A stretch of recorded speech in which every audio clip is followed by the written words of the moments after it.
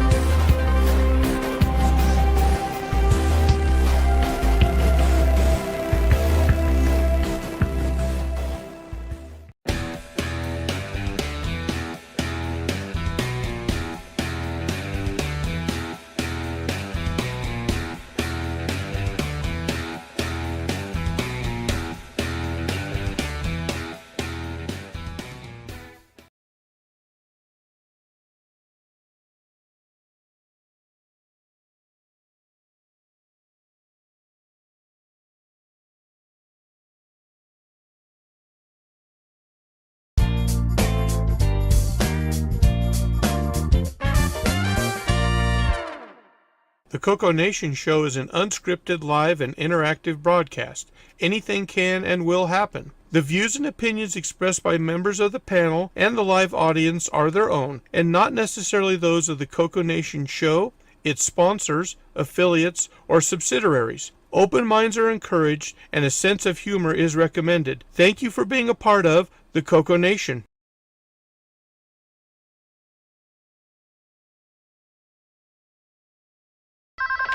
Radio Shack? Okay. What? The 80s called.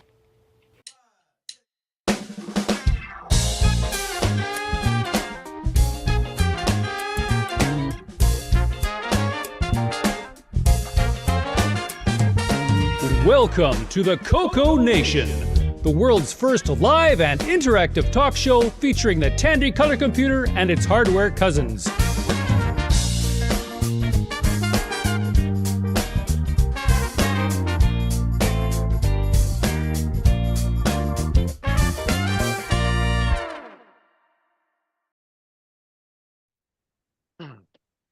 Hello, everybody. Welcome to the CoCoNation Show, episode 392. We made it through another week.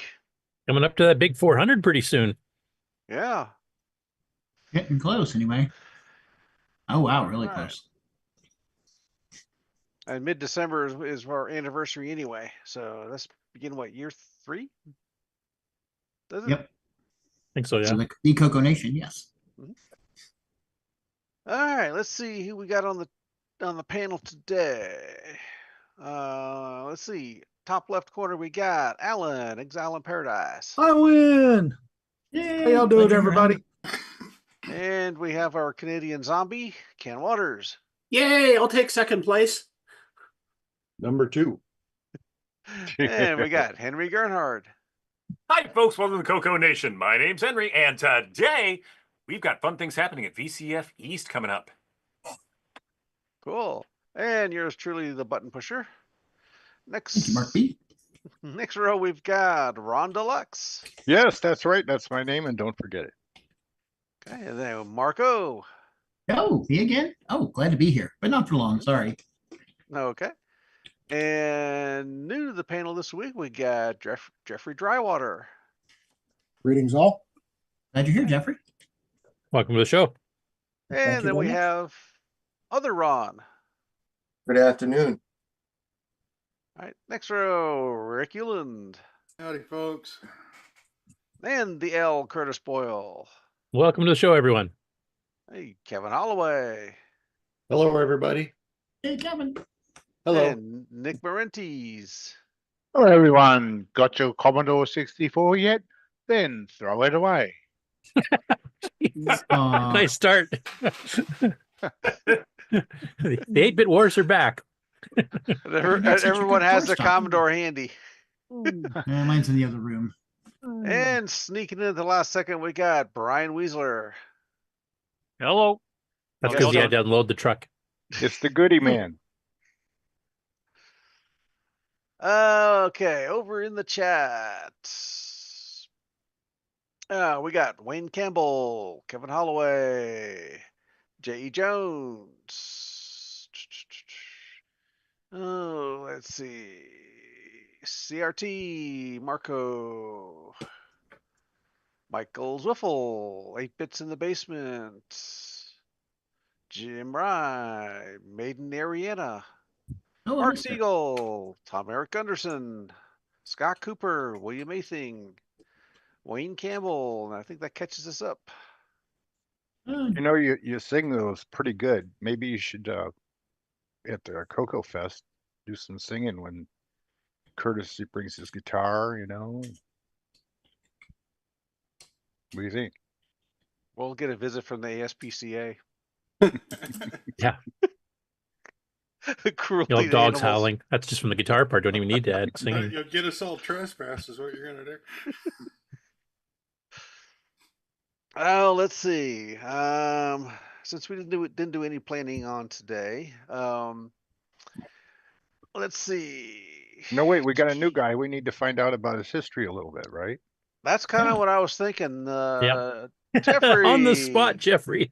This is your life. Why do you Surprise! exist on this show? How'd you get here? I'm a big fan of Commodore. That's why I'm here. Oh, Oh, there we go. Good answer.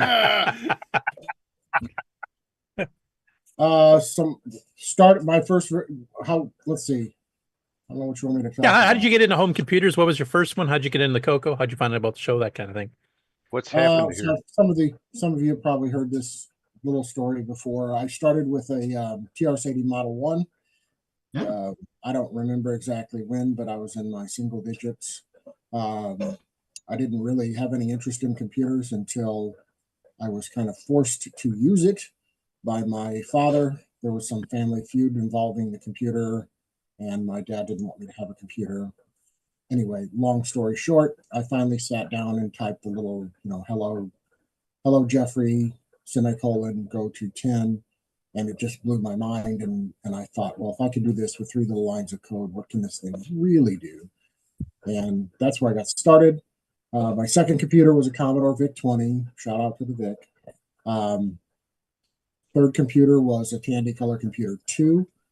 And that's where I really, really got interested in like assembly language and heavy programming. Finally got a real one. Yeah. Moved to the, I had fun with the VIC. Yeah, they're all fun. Well, And Zoom is doing some really weird things right now, and I cannot spotlight anybody.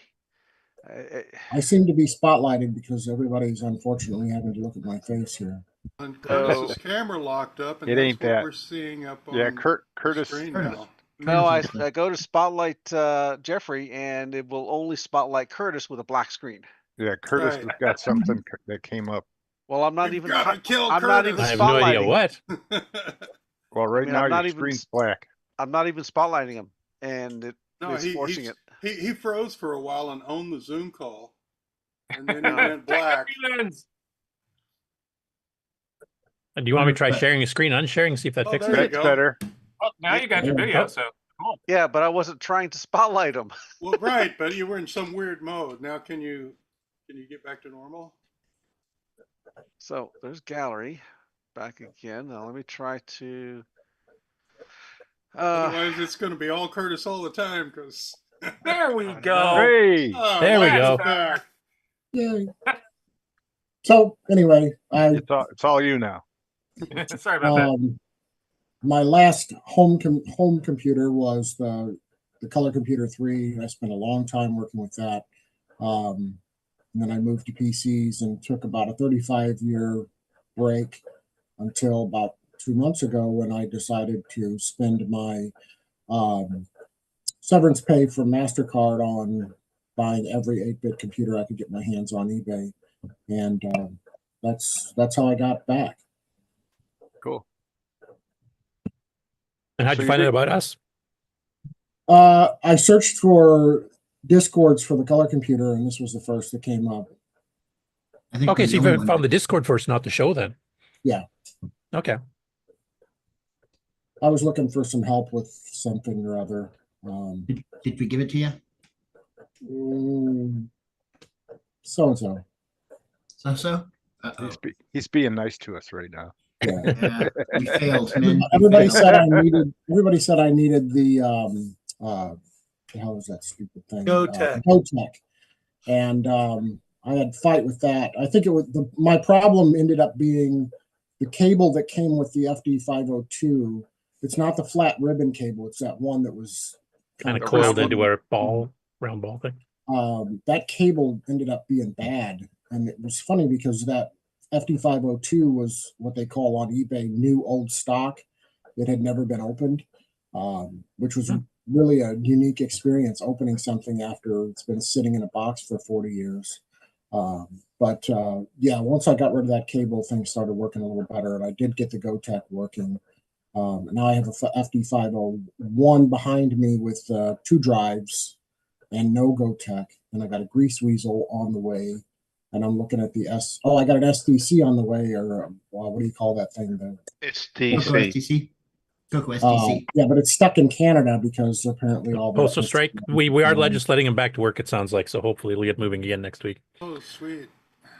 So eventually I'll get that, but for now I'm happy because I can load up the old discs that I saved from back in the late 80s, early 90s, and I was able to load up some of my old artwork that I made with my little homebrew Super Draw program that I thought was really cool, man, when I was 16. I'm just having fun. Okay. Just a quick question. Back in the day when you were running the CoCo 3, did you actually have a hard drive too, or were you on floppies then? Yeah, just floppies. Okay. We were pretty dirt poor. I don't remember. I had an FD501, I think, and I had a second drive in there that I don't even remember where I got it from, but it didn't look the same. I had to do some clever rewiring to get it in there, but it worked. And I was happy, and I thought that was the greatest thing ever, because the Commodore VIC-20 that I had before and the TRS-80 Model 1 that I had before that were both tape drives. So having a disk drive was like going from walking to an Indy car. Yeah. Yep. Well, the nice thing is too, like the CoCo controller is basically the same as an the older IBM PC one, so we can handle up to 720 cadence. You can throw a 3.5 double density, works fine too. I have one in mine. Well, that's my story. If there's any other questions, I'm happy to answer. My life is pretty boring. I live by myself. I got 2 dogs. I make pretty decent money, and there's nobody here to tell me that I can't buy whatever I want. We don't. You sound like you're living the dream life. We don't know living now. the dream. We don't know now why she's gone. Never an issue. Well, that's cool. Welcome back, I guess, instead of just a mere welcome. Did you do much programming when you got back into it, or are you more doing just collecting now? So I've over the past 2 months since I started this little adventure, I've been collecting and putting this room together. And some of you have seen the pictures that I've posted. I'm about there. So over the past couple of weeks, I've had time to actually sit down and start learning programming again. And I remember a lot of BASIC because I've used it here and there over the years. But there's some color computer or extended color BASIC stuff, that specific stuff that I've needed to relearn, and I'm doing that by just opening up the books and going through page by page and learning it the way I did when I was young. I'm having more fun that way. I'm having a blast. Yeah, and the CoCo books are amongst the best in the microcomputer industry as far as learning BASIC goes. Especially the original CoCo 1 ones. They're my personal favorite of every home computer I've ever looked at. Okay, well, welcome back. We try not to bug you too much during the show here, but feel free to pipe in on any stories we talk about or anything else. I don't know, have you taken part in the Game On Challenge? I can't remember. I have not played the game. I've watched, though. Okay. Yeah, until you get your SDC and stuff working, I guess you can't really get them transferred over too easily at this point. Or do you put them on the GoTek? I bought a couple of cartridges. Me and my friend, we had to put 1,000 or more hours into color baseball, which I actually got digging in the dumpster behind the Radio Shack near my house. Threw away several cartridges and some old tapes, and I walked home with my arms full of all this CoCo stuff. My mother thought that I had stole it all, and she grilled me for about a half an hour before my friend showed up and finally told her, yeah, it was in the dumpster. Well, it's too bad Dale, the author of Color Baseball, isn't still around. He passed away from cancer some years back, but we actually interviewed him if you want to get a bit of a history of him and Color Baseball amongst his other games. It's a great game. And I figured out, now this was, obviously before the internet, and I didn't have any friends that were into computers at all, so I figured all this crap out on my own. I'm not trying to sound arrogant or anything, but I figured out that if you yanked the cartridge out quickly, it would stay in memory. And I ended up transferring the cartridge image to disk and copying the artwork, and I made it so that when you loaded it from disk, it showed in the little stadium scoreboard in the back, it showed the logo of my team and welcome and a little fireworks display. Oh, cool! Some advanced category there. Oh yeah, I've lost a lot of that advancement, but yeah, looking back on this stuff that I did 35, 40 years ago, I was pretty good. I maybe should have stayed with programming instead of gone to systems administration. Too bad there's no pictures of your friend holding your ankles in the dumpster. You should call him and say, we want to do that again. Yeah, I'm a little bit more concerned with cleanliness now. Than I was back then. Yeah. That's funny. Okay, well, welcome to the show. Welcome to the big CoCo family, and welcome to the CoCoNation. I appreciate it. Okay, next up we got get some more guests popped in, I see.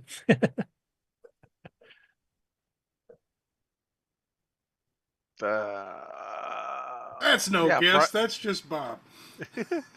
Well, and Brian. Brian. Hello. Is my audio tracking better? Yes. Nope. I heard an echo anyway. Delay? Does it delay? And we're getting echo. I'm not sure who the echo's coming from, but Is someone playing with Brian? And welcome, Yeah. Bob, as well. Greetings. Sorry I'm late. I do have something to show off too, so when we get there.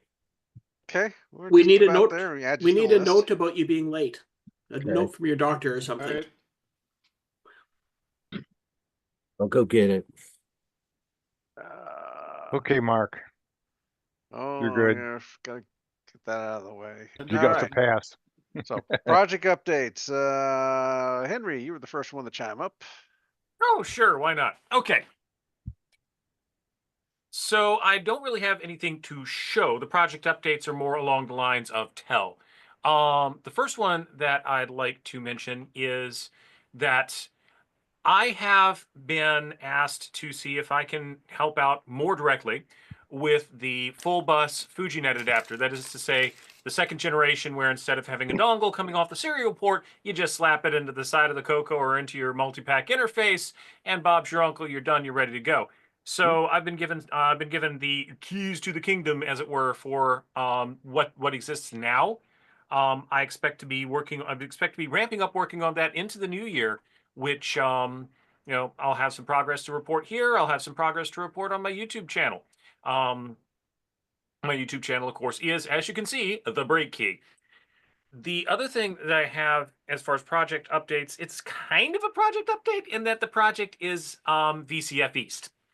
I got in touch with the organizer of VCF East, and in case you didn't catch it last week, there are CoCo classes happening at VCF East. The classroom is all about CoCo this year. They decided to give the 6809 some love, which is an awesome thing. So I'm a part of that, and I'm going to be not only teaching there, but I'm also going to be helping with organization. And this is a call to folks who might be interested in helping us at the VCF East classroom. If you are interested in helping in the VCF East classroom, whether that be you've got hardware you'd like to let us borrow, whether that be you'd like to help with instruction or you'd like to help with the technical crew that's on there, please, please, please, please feel free to let me know either on the Discord or go to my YouTube channel and ship a comment on one of the videos. Let me know that you'd like to be of assistance. I'll be happy to forward that along, talk to you, and see what's going on with it. Because those of us who are going to VCF East, most of us want to go there to enjoy the show. And the more help we have, within a reasonable amount, of course, but the more help we have taking care of the classrooms, the better the show is going to be for those who are teaching, the better for those who are organizing, and the better for those who are attending. So I look forward to what's going on at VCF East, and I do hope some of you folks out there will be able to help. Thanks. That's what I got. Cool. Cool. Okay. All right. Rick, you're next. Cool. Okay. Let's do the beam on thing and do this thing. And so this is a potential CoCo project, I guess. I found this 3.5 high density floppy drive. It is actually, here's the interesting part, a SCSI floppy. Ooh. So that could actually, maybe CoCo potential. Oh yeah, it is a SCSI. Got to keep it terminated. So, there's my floppy thing. And then digging through the same pile, I found this. Ooh. Wonderful mouse. It's for like a Sun, right? Workstation? This is for a DEC VAX, mini-VAX cluster. It actually used 2 mice. This one was the one that you used on your draftsman's table. It's these 2 tipped wheels that slide over the surface of your vellum to digitize things. It's a really... And that's a PS2 plugin, it looks like? No, it's proprietary.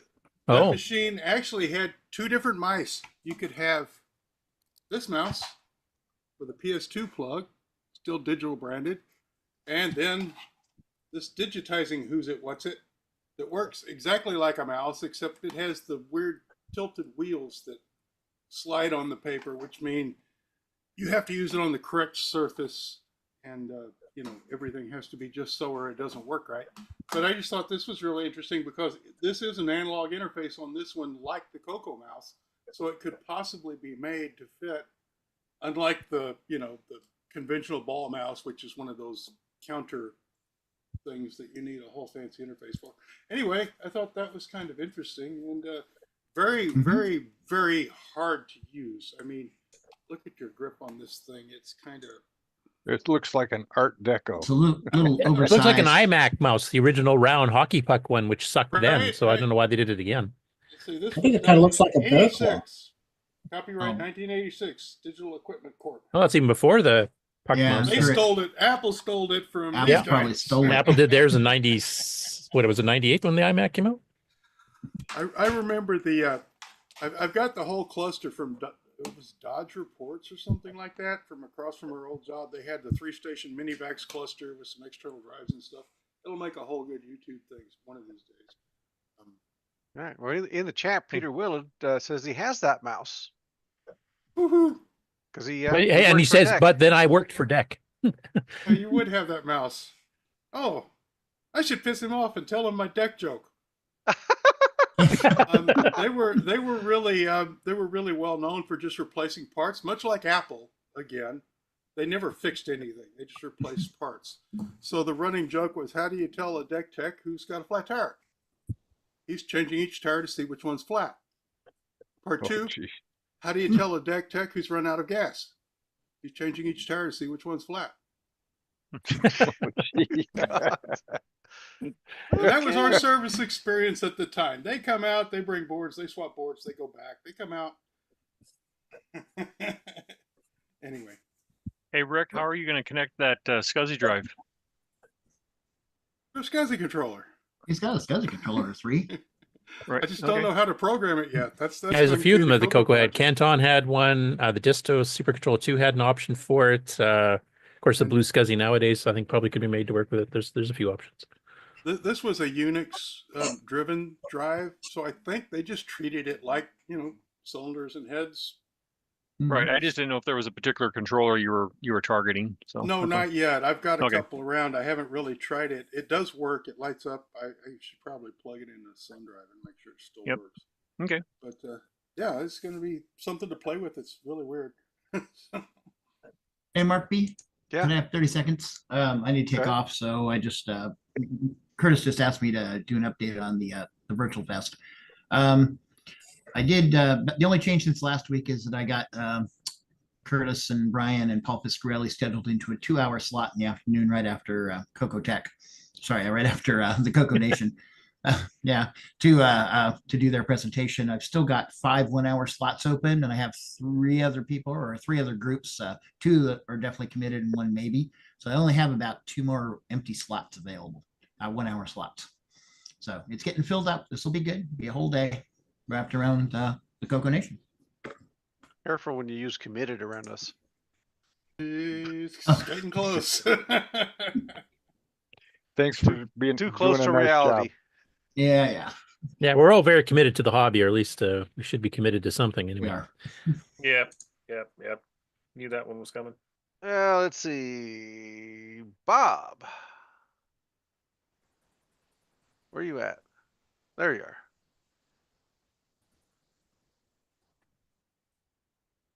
Just no audio. Bob, you're muted still. Oh, wait, yeah, I think so. There we go. Yeah, can you hear me? Yes. We can hear you now. So I'm not 100% prepared quite yet, but I can show you. You know how. Surprise! Shocker. Let's camera screwed onto this pole real quick. And anyway, this is something that I ordered some parts about a week ago, and then I just got back from a week in El Paso, did some hiking out in White Sands and in the Franklin Mountains with some old high school buddies, and had some parts waiting when I got back. And basically, this is what I got. I actually got 4 of them. This is 2 left. And some of you may have seen, I posted a picture. I see a Wi-Fi antenna. Yeah, some of you may have seen that I posted a picture in the cassette chat. So, Yep, I saw that. That is basically a Bluetooth receiver. I put a 5-volt USB trigger module on there just for a power supply. And you can just plug this into the cassette port here. All that for a real-time clock? Sort of. Oh no, my keyboard. I brought a computer with an unplugged keyboard. Who knew that would happen? I think he's probably trying to link a cell phone so we can play cassette files to it. Ah, there you go. So, I don't know, can you see that? Not really. It's Not all washed even out. It's blurry. out. Not even close. Anyway, I typed C-load M and I'm going to hit enter. Okay. So there's an S up there. Searching. I'm going to plug in this other camera real quick and grab my phone. Oh, I don't have my phone. I have to use my laptop. Uh-oh. I didn't bring my phone because I'm letting my roommate use the hotspot. Let's see if I can do this.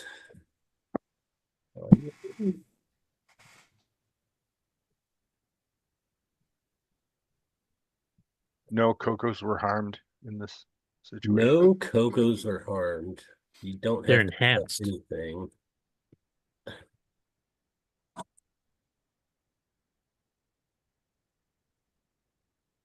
Why does this have to be so difficult, Windows 11?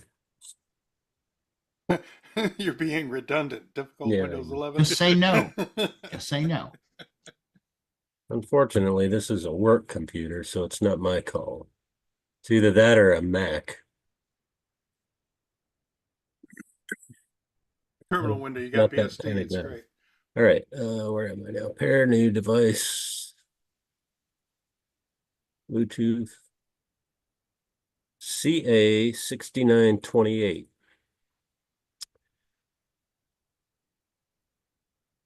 Your device is ready to go. Done. Okay, so now I can theoretically go to my files here.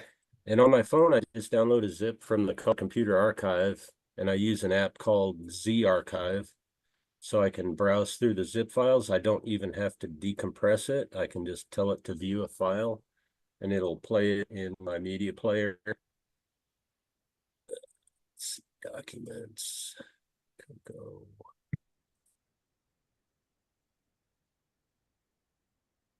And you said this is Bluetooth, not Wi-Fi, correct?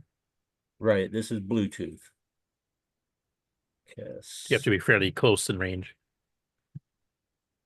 And I'm going to try a MP3 file here. I was using the WAV files directly from the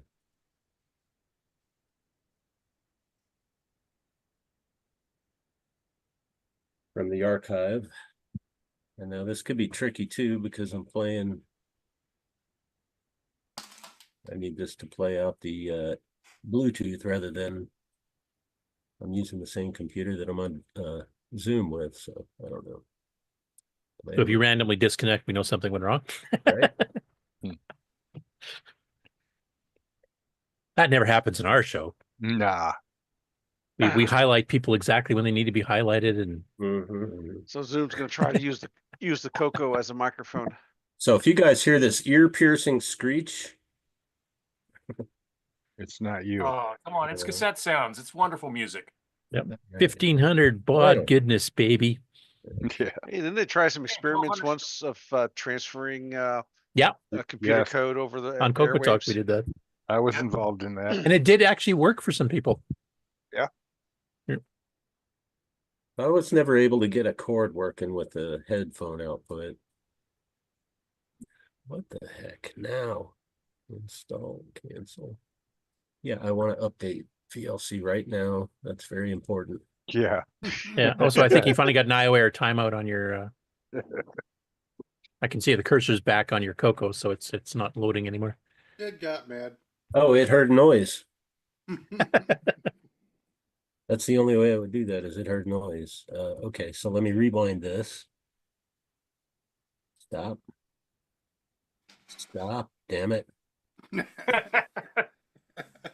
Why won't you stop playing? The advanced UI. Stop, damn it. Do you have AI hooked up to it? Demo demons. Woohoo! No, just my natural stupidity. All right, C load M. Play. I don't know if this will work or not. Yeah, It's gotta not fiddle with the volume levels. Yeah, of course. Yeah, all of us that had the experience, no matter what machine you were on, which Yep. AP machine you had to fiddle with that for So stop that. cassette. Go all the way back to the beginning. Well, theoretically, if you can manage to get it to clip 100% without ringing, then you should get a clean signal. Yeah. Unfortunately, this is an MP3 you said, so it's compressed, so it might be losing some of the Right. fidelity. There's a little bit of a hollowness in the waveform there. Yeah, it's kind of designed for voice and music, not for data. Well, at least I'm getting IO errors now. Well, it worked perfectly from my phone anyway. Oh, that's it. You were going WAV files versus zips or MP3s. Maybe it's just an MP3 error. Who knows? Huh? Could be. So anyway, this will let you basically download files through the cassette port wirelessly through Bluetooth. Yeah. And I guess theoretically you could go from a PC audio output straight to it and like save an ASCII file over to your CoCo to transfer a file quick and easy. And does it go both ways? Could you actually C-save or C-save M a file in the CoCo and have it save it as a WAV on your host So machine? the module that I have is only a receiver. Oh, okay. But they do make transceivers, so I mean, theoretically it could be done. Because that'd be kind of cool just to have it, you know, kind of as a wireless thing. And then you can also use some of those patches like David Ladd has done for pure digital files. We can do like 6,000 baud. Mm-hmm. Yeah, I thought it would just be nice to have, you know, just to be able to load something without having to worry about cables or anything. Yeah. Yeah. That's important. You know, just plug something like this into the back and you've got a wireless Bluetooth cassette deck.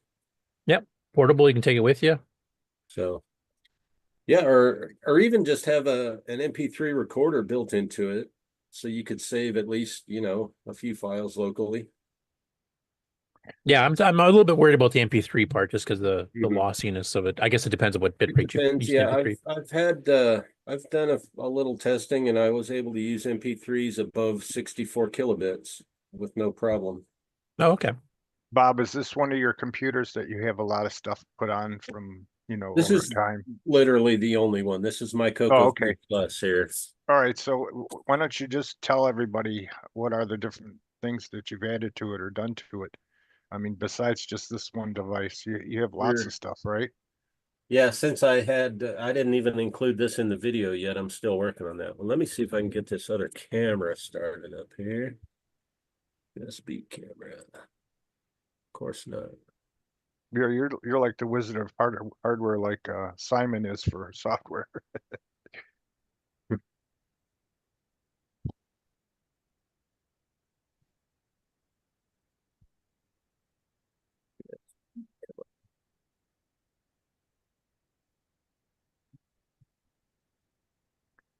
This camera there. What's this wire for? Ouch. That's to redo your hairstyle. Yeah.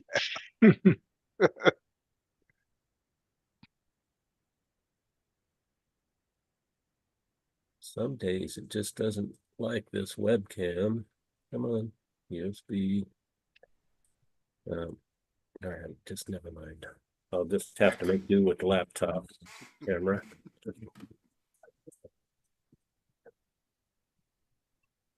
If you go off the air and try it, it'll work.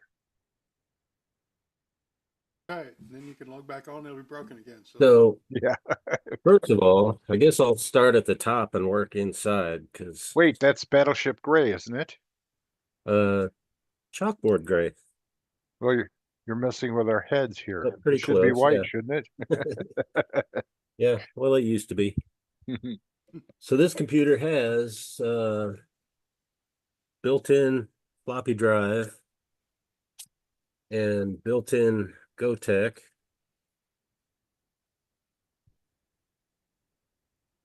And on the back, Wait, you passed up 3 things on the side. we'll get there. I'm Oh, I see. You have going a plan. left. I have to rotate it for the wires, but I've got Okay. my dual power DC input, which is 12 volts for the computer, and there's 5 volts battery standby power that keeps my other internal component alive, that we'll talk about in a second. You see, I sanded down the lettering so that it looks like raised standout lettering there. Got my built-in HDMI port, so no more RF output, sorry. I rotate to the right side now. Normal cartridge door, but it's black. It's actually a standard Color Computer 1 cartridge door. And then we've got the 3 buttons here and the mounting screws for my internal RGB to HDMI. So if I push that, you see I get my menus here. Quick screenshot if I'm doing Game On Challenge. And you can activate and deactivate the artifact colors. And I also recently figured out that there's an automatic setting for artifact, so you don't have to switch them on and off all the time. Nice. So if we were to buy this particular computer from you right now, what would that thing be worth to you? This computer in particular is not for sale. So let's say Wait, what's on the $800. top? What's on the top? Okay, we're not there yet. Oh, there's one more thing on the side here. In relation to the video, I've got my built-in audio amp, and this is the volume control and power for that amplifier. Nice. And on the top, you may notice something sticking up here. That is an actual Black Beauty joystick. Ooh. You've eliminated wires. Slow. Yep. By the way, is Mark around? Mark B, because he's not zooming him up here for the viewers. You're just a little postage stamp on the bottom. Had to step away for a minute. Okay. And I never knew. I'm coming. Oh, there we are. Okay. You can see I've got the built-in Black Beauty joystick here, and can hardly see it here. This is the gotek OLED and encoder. Huh.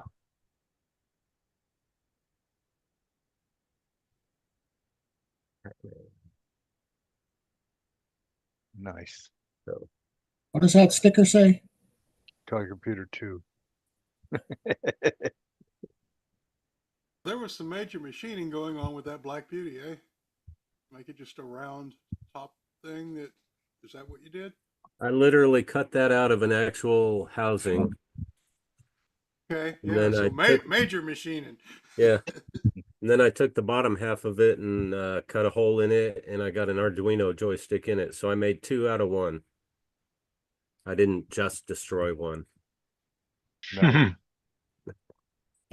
And the keyboard is from. And So this Rick, I think your microphone's in the other room somewhere. Here you can see how the lid attaches. I got a 10-pin wire that goes to the encoder wheel and OLED. The joystick has not been hooked up recently. I rarely use that one. One of my Artemis keyboards here. I'm going to pull this out. This one has the magnetic attachment now for the LED. A lot easier to disconnect and reconnect in particular.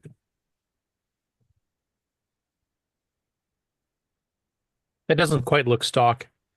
Yeah. A little bit off stock here. Yeah.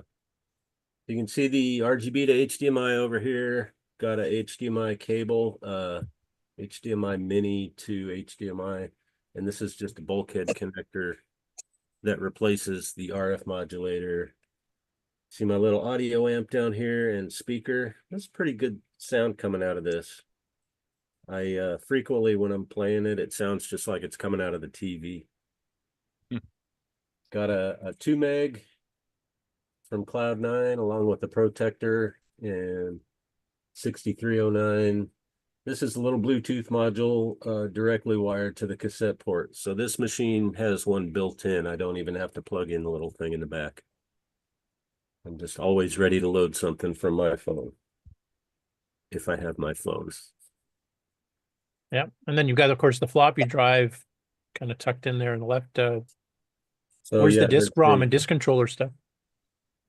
Floppy drive is here. You can just barely see the gotek kind of peeking its head out under the board there, and the cables come out.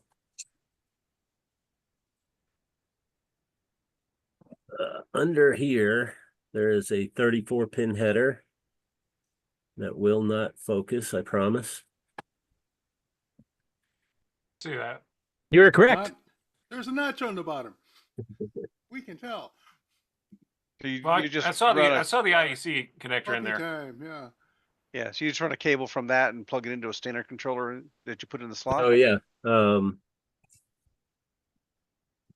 One here.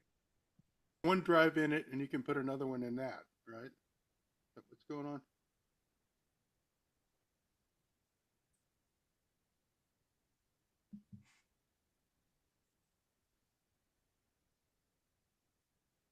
Am I here? Is Bob Well, You're he's, quiet, but you're there. All right, I'm here. Had to get my controller. Bob, have you named this anything?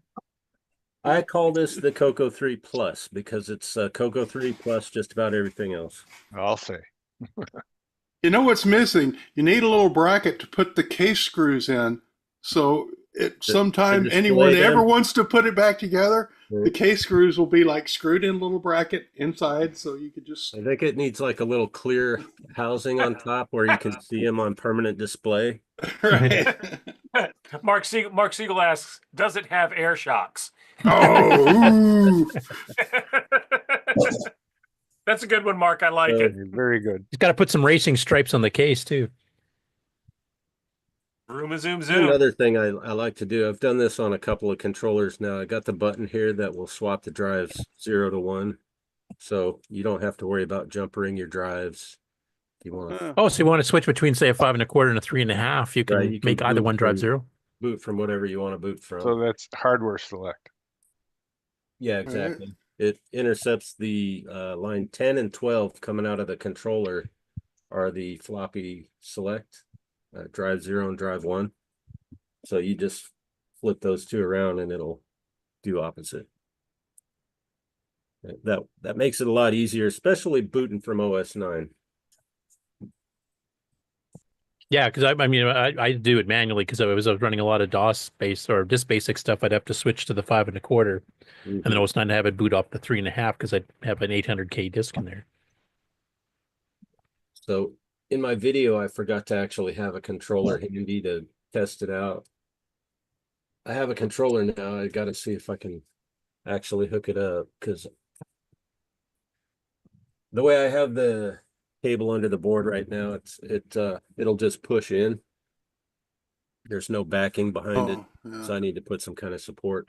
Actually, I'm going to change it out and probably use one of those magnetic 20-pin header. So that'll make it a lot easier. So to duplicate one of these, it would take you a month. a minute, yeah. If I were to do this today, I mean, I wouldn't even bother with a floppy disk, obviously. Right. That's kind of. Yeah, just embed a CoCo SDC board or something like that. Or maybe like take one of Pedro's designs and then just, add in some of the stuff right on the motherboard. Yeah. Yeah, you could probably have a card that would plug into his ATX bus and have all that built in.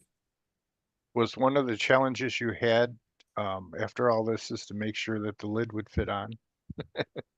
And that was always a primary goal. Yeah, you're getting to the point where, when you take off the lid, there's a lid-shaped mass underneath it. Yeah. It just kind of fills up the gap. Realistically, the only thing on the lid that has to be different is these cutouts for the buttons for the RGB to HDMI, and that could be done differently. Otherwise, this is basically a stock lid. I mean, these controls don't have to be there. But I don't know. It's a fun machine to play with. I'll say. All right. And yeah, this is really the only one that I have all this crazy stuff done to. Other machines I have like built-in HDMI, but that's only just, you know, one thing. And of course the turbo board for the LEDs. Yeah, because this is actually kind of is this the same machine that you showed when we first discovered you on YouTube? Because you had pulled out your old. You actually had in a tower case, I think, another one too, but you had the joystick and stuff built in and the 3.5-inch drive. Yeah, exactly. And actually, that is the one that I am going to be working on next, because that one has a special connector under the motherboard for my IDE controller, which I think it's a Glenside IDE. It's a big long one. It's a Glenside one. There was a shorter one that Cloud9 put out later, I think. Yeah, I don't even know. It's hand assembled, hand wired, so it's not even a PC board. It's a perf board. Cool. That's an awesome machine. And there's still a couple of air spaces in there, so start thinking up features. Actually, the next question, when you have the case on, do you have a fan? Interestingly, I took the fan out because with the SRAM and thermal pumping 309, this thing doesn't even get warm anymore. Nice. Compared to what it used to. Yeah, especially with a 512K upgrade, those things were hot. Yeah. The only thing that gets warm in here is the RGB to HDMI. Can you show the keyboard a little closer? Yeah, you got some extra keys on there. Yeah, so this is let's see if I can couple of them. So these are just I think this is a Cherry profile or OEM profile. And this is my own design. And on these ASCII keys, I've just put stickers on here. So they're not actually official keys with the correct layout. I just faked it. And you've got several sets of arrow keys there, so you can play like single-handed arrow key games or editing or whatever. Plus you've got the alternate ones. Yeah, you've got your CoCo 1-2 arrow key here layout. Basically, the whole keyboard layout is almost CoCo 1-2. With the addition of your CoCo 3, you got your Control Alt, Function 1, Function 2, and an inverted T for gaming in particular.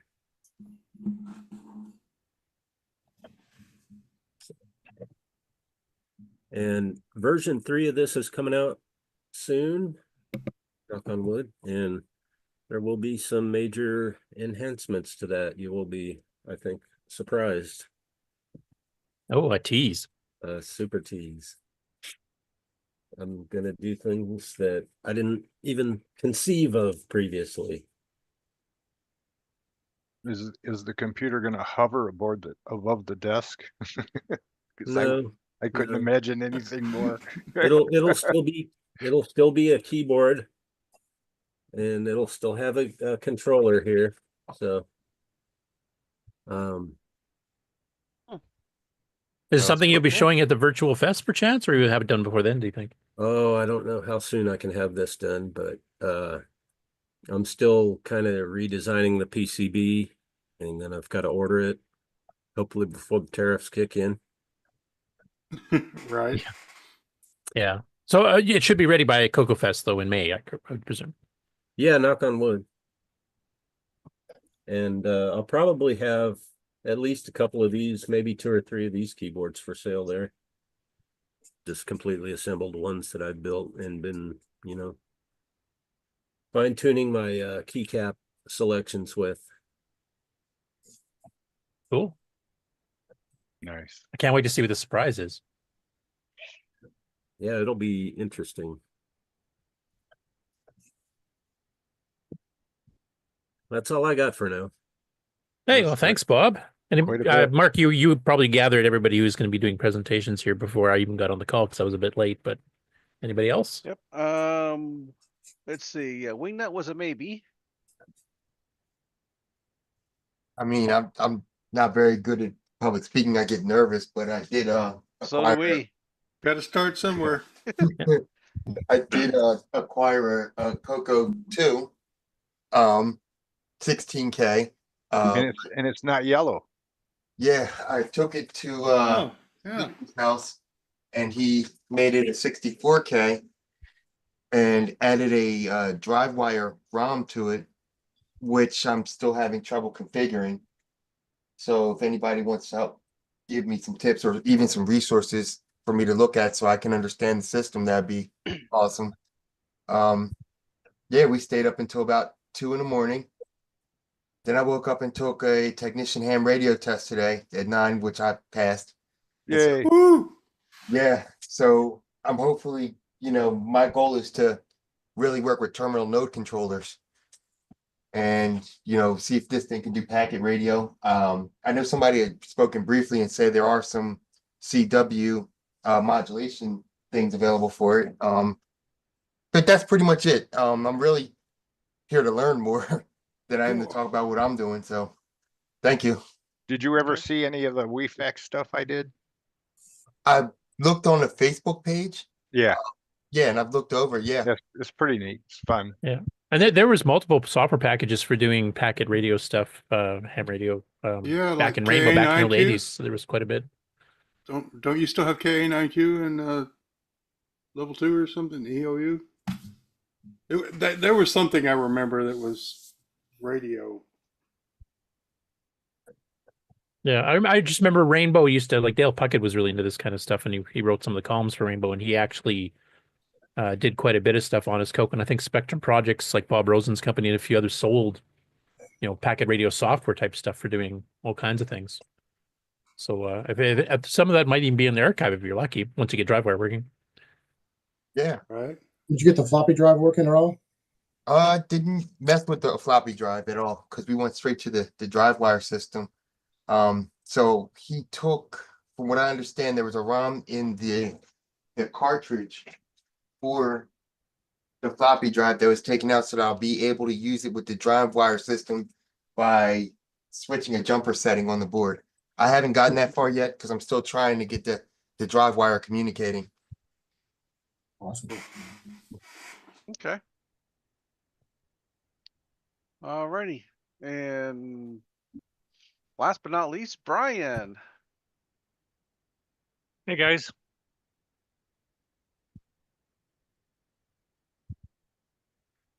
There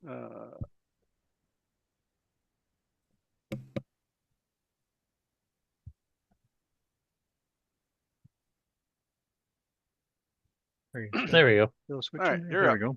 Okay. I'll switch cameras here. Got just a little bit of show and tell here. This is actually something here that I got. Oh, geez, I think I got these like about a year ago. I just kind of forgot about them there. So, whoops. There we go. So, this is part of an easy reader series. It was part of an educational that was done. I don't know, this is just kind of, Radio Shack, and there was different companies out there that did a lot of educational stuff. This one here is for the color computer. And I'm Canadian assuming edition even. Yeah, I was gonna say, I haven't had a chance to look at the manual, but I'm assuming everything ends with A. So, but Well, they misspelled How could that be the color then. Canadian edition when they spelled color wrong? That's what yeah, I I don't know. get. Yeah, I know. I saw that. Right, it's a reading waiting for the program. point It's out there, bound so. to be all broken. Right. So, but yeah, this was just a part. I mean, there was other. I mean, we've seen these here before. Like the, fraction. Yeah, Spinnaker. Yep.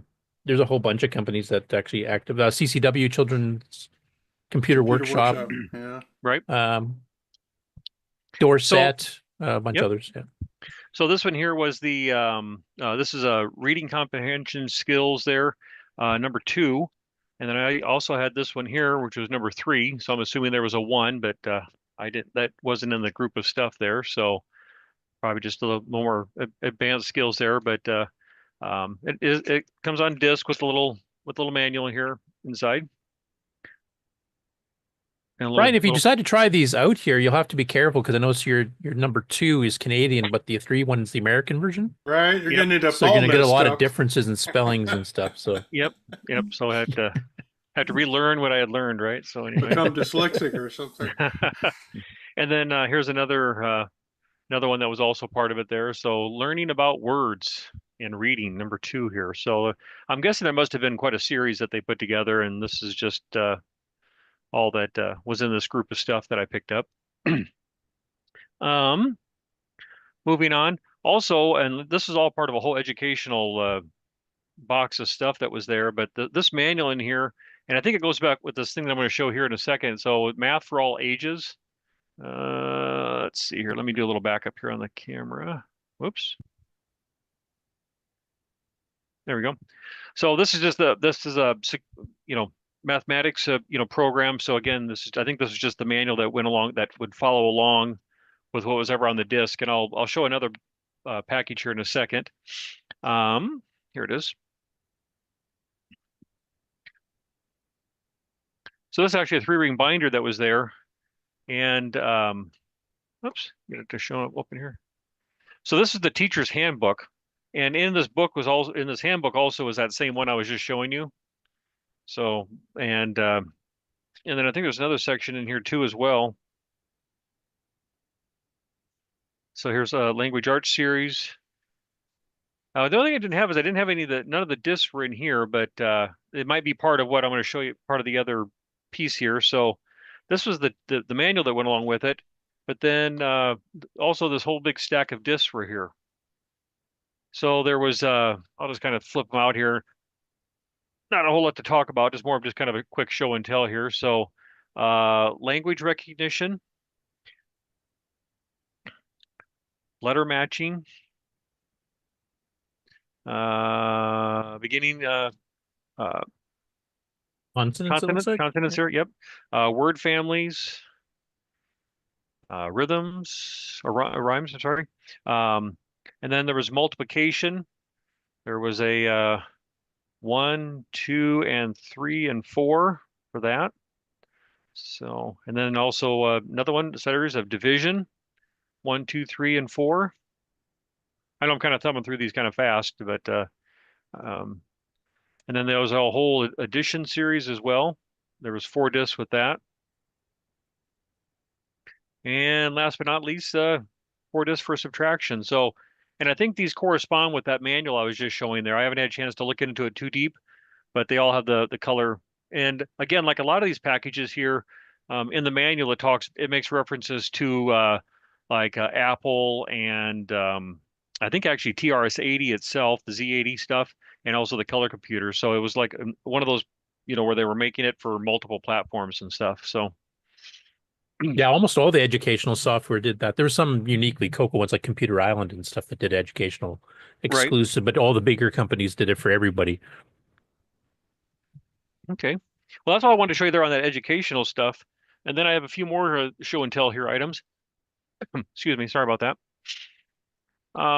Start out with some discs here. Where does it go here? So I didn't see this out on the archive there. But it's let me zoom in just a little bit here. Come on, zoom. There we go. Focus. There we go. The Sounds of Hounds. It was a Color Computer 3. I haven't had a chance to play with this yet, but has anybody ever heard of this? No. 512K, I guess 120K, or it's CoCo 3 only, but it also says 329.94, and that's after Rainbow folded. Yes, I'm not sure. So where would it have been advertised, I guess, is the question. Maybe World of 68 Micros, but I don't remember seeing it there either. Yeah, so I thought that was kind of It sounds interesting. I'm not sure if it's audio files or if it's just some sort of if it's like an adventure game or Yeah, it says what. a I haven't had truly a chance to look. hair-raising adventure. So Yeah. I So don't know if it's graphics or if it's text or what. No, yeah. I've Are you never gonna, heard of that one. are you gonna Yep. try So it?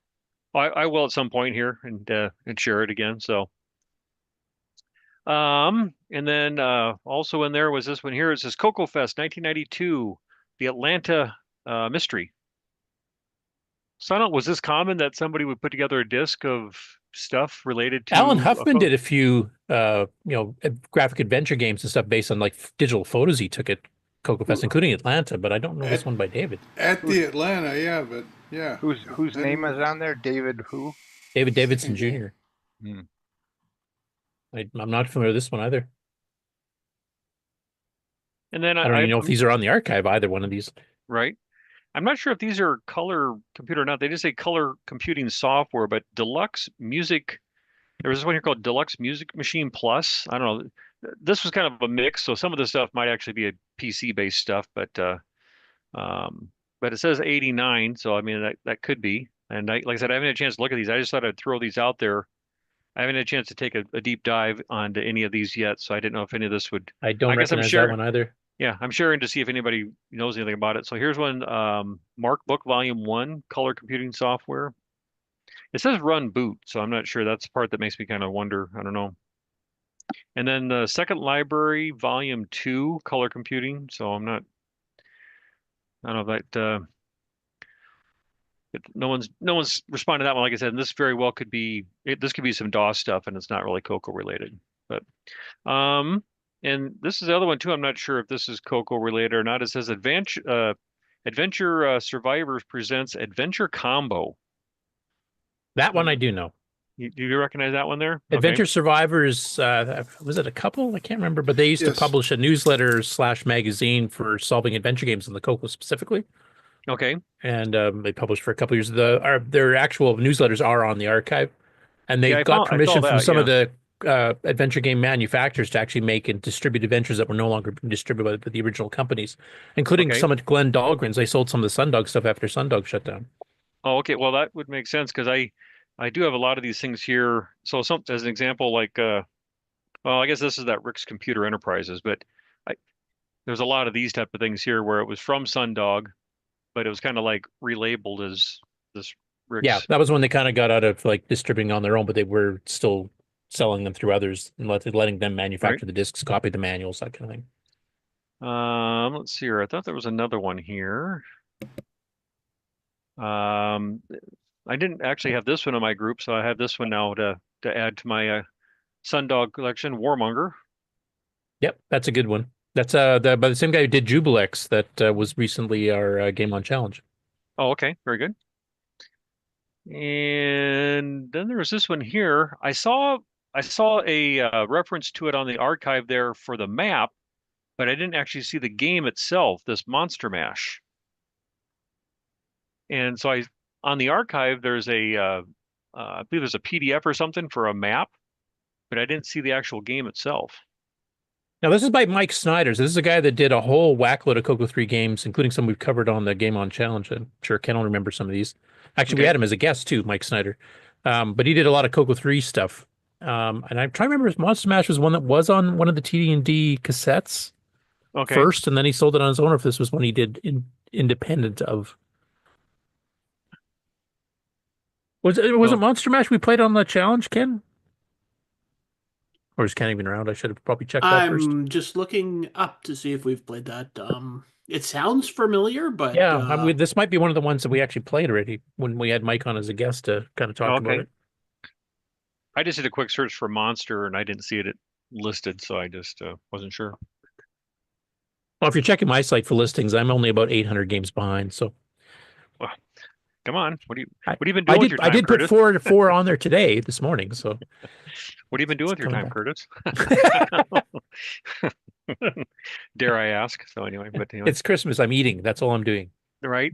So yeah, this one is. I guess it's not on the archive, but it was on Mike Snyder's site. Yes. And when we did it, the Game On Challenge, we downloaded it direct. Right. Oh, okay. Okay. So just about a year ago, we played Monster Mash.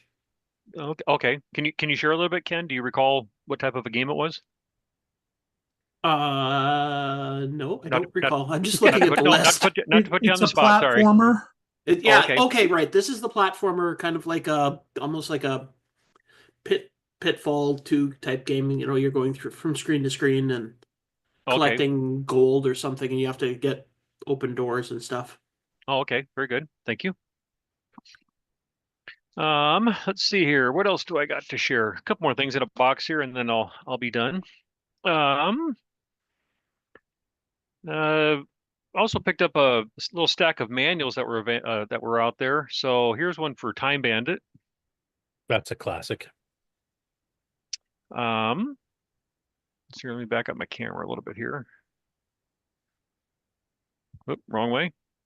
And yes, we have played that one a long time ago. Long time ago. Yeah. This In is a one that's CoCo actually multi-platform. It started on the Tier City Model 1.3, then I got a CoCo one, and then a PC, one of the Japanese ones, 6001 maybe. And then it got ported to the Atari ST and the Amiga, and then eventually the PC with VGA, though the game changed a few times as it went and got more and more advanced. Oh, okay. Excellent. Here's a let's see, I think this was this was kind of a catalog here for Sunburst Software. A catalog that they must have had, like a handout type of thing. Yeah, I recognize the name. I'm just trying to remember what they did. You'll have to open up because I honestly Let's don't see remember. here, catalog, welcome. What do we got here? The Sector Inspector, the Duty Inspector, Archivist. Gee, I'm not sure if I really recognize some of this here. I see a Rainbow certification seal for one of them. Some Rainbow obviously received and certified it.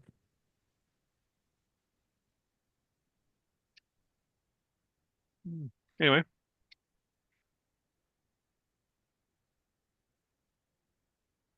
Looks like a backup. Looks like some.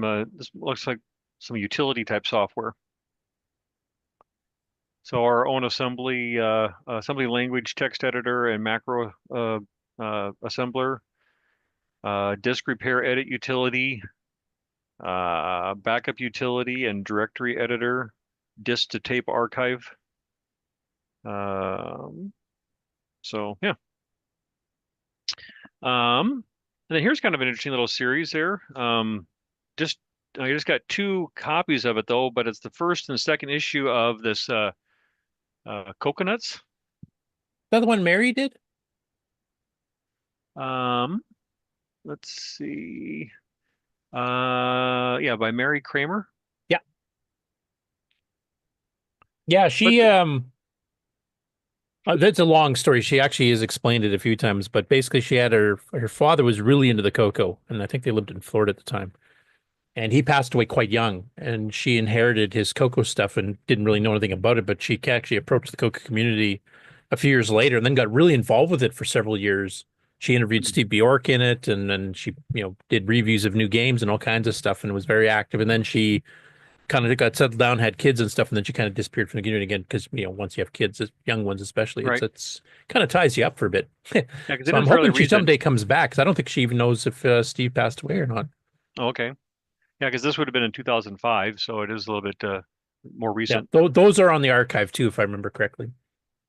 But looks like there's interviews here. So here's an interview with Bob DeVries of Australia. Yeah.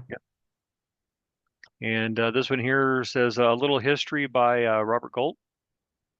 Yeah, and Robert's still active. He's the person who did the 609 version of EdTasm for you developers out there like Nick.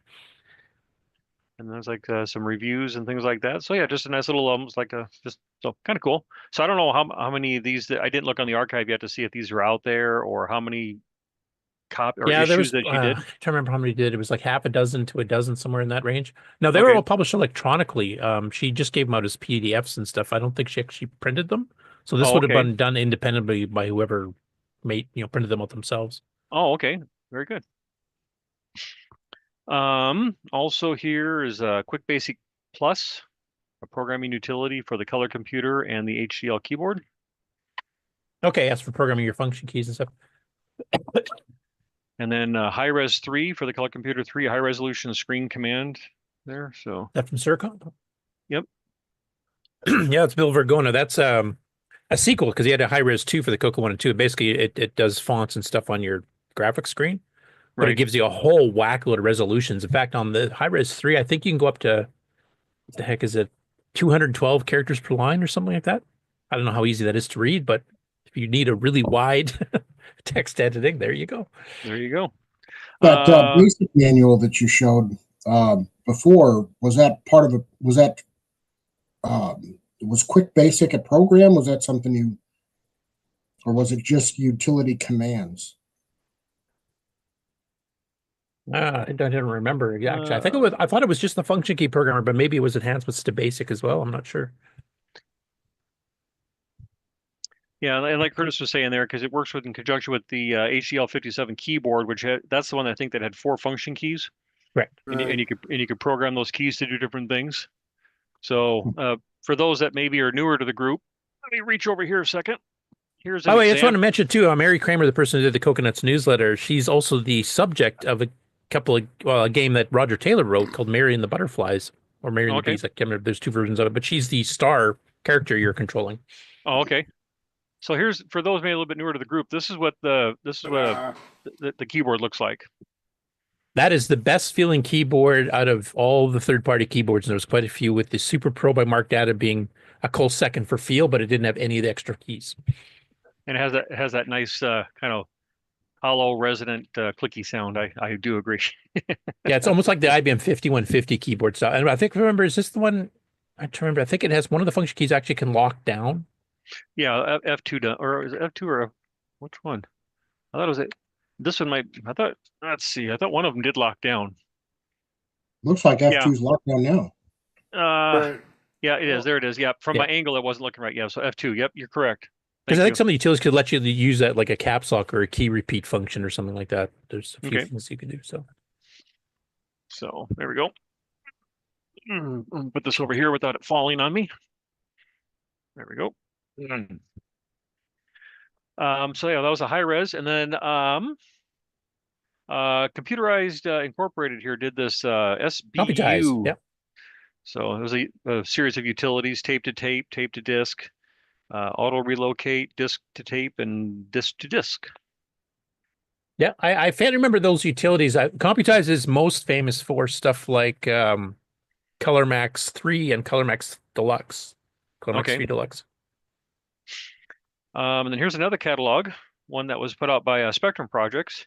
That actually came as part of Rainbow. I don't remember what issue, but actually that was inside the thing. You actually had to peel it out of the magazine. Oh, okay.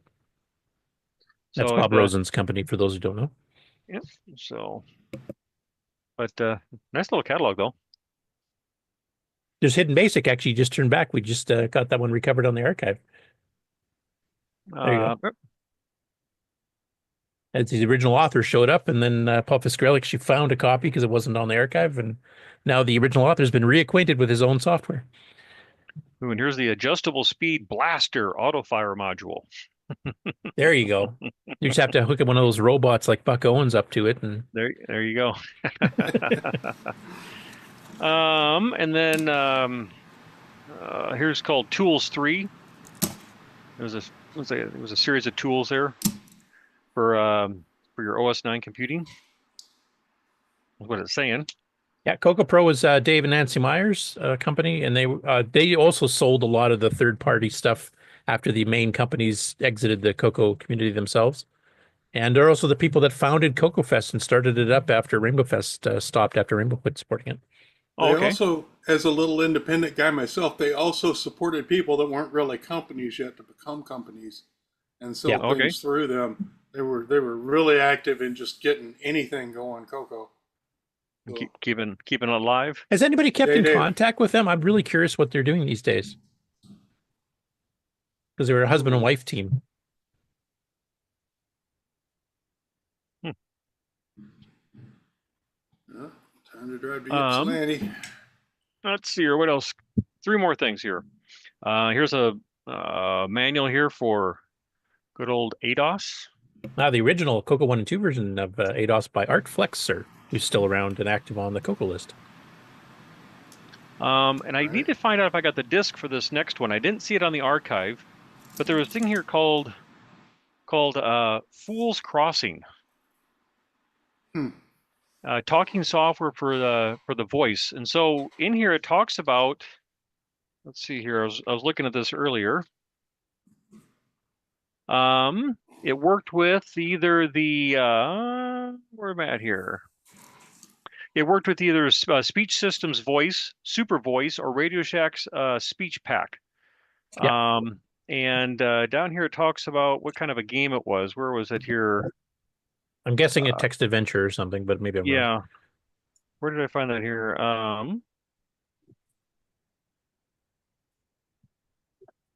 was reading what it said type of a game it was. The object of Fool's Crossing is to find treasure and return home with it. Just finding the treasure is only the beginning. So it must be some sort of a text adventure game, but I'm assuming you could turn, it talks about being able to turn the voice on and off up here. And so I'm assuming you could interact with it a little bit better by it would probably read what was on the screen or just walk your way through it. So I didn't see that on there, but I do got all those discs that I recently acquired. So I'm hoping that maybe this disc is in there amongst all those. So, yeah. but, Speech Systems, like the original The Voice, actually came out a good year or two before the Speech Pack from Tandy. Actually, probably 2 or 3 years before it came out. Right. So they were one of the first ones that did it. And then the Super Voice, I'm trying to remember, was it the Super Voice that had the inflection where you can actually have like emotional talking, like not just a monotone voice? There was one of the CoCo ones that actually supported that. We could actually make it sing. That was one of the other software packages they had, was to do that kind of thing.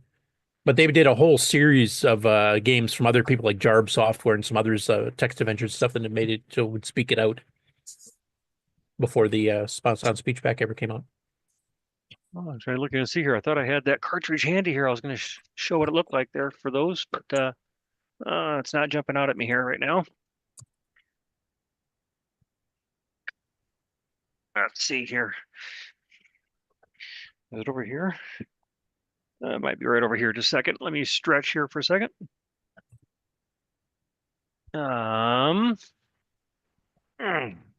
Sorry about that. I just thought maybe we can get the speech sound pack to sing for us at CoCo Fest. Oh, there you go. Let's see here. This is the. Was this the? No, that's not it. Here, hold on. Where are you at? Here we are. So here's the voice. Yeah.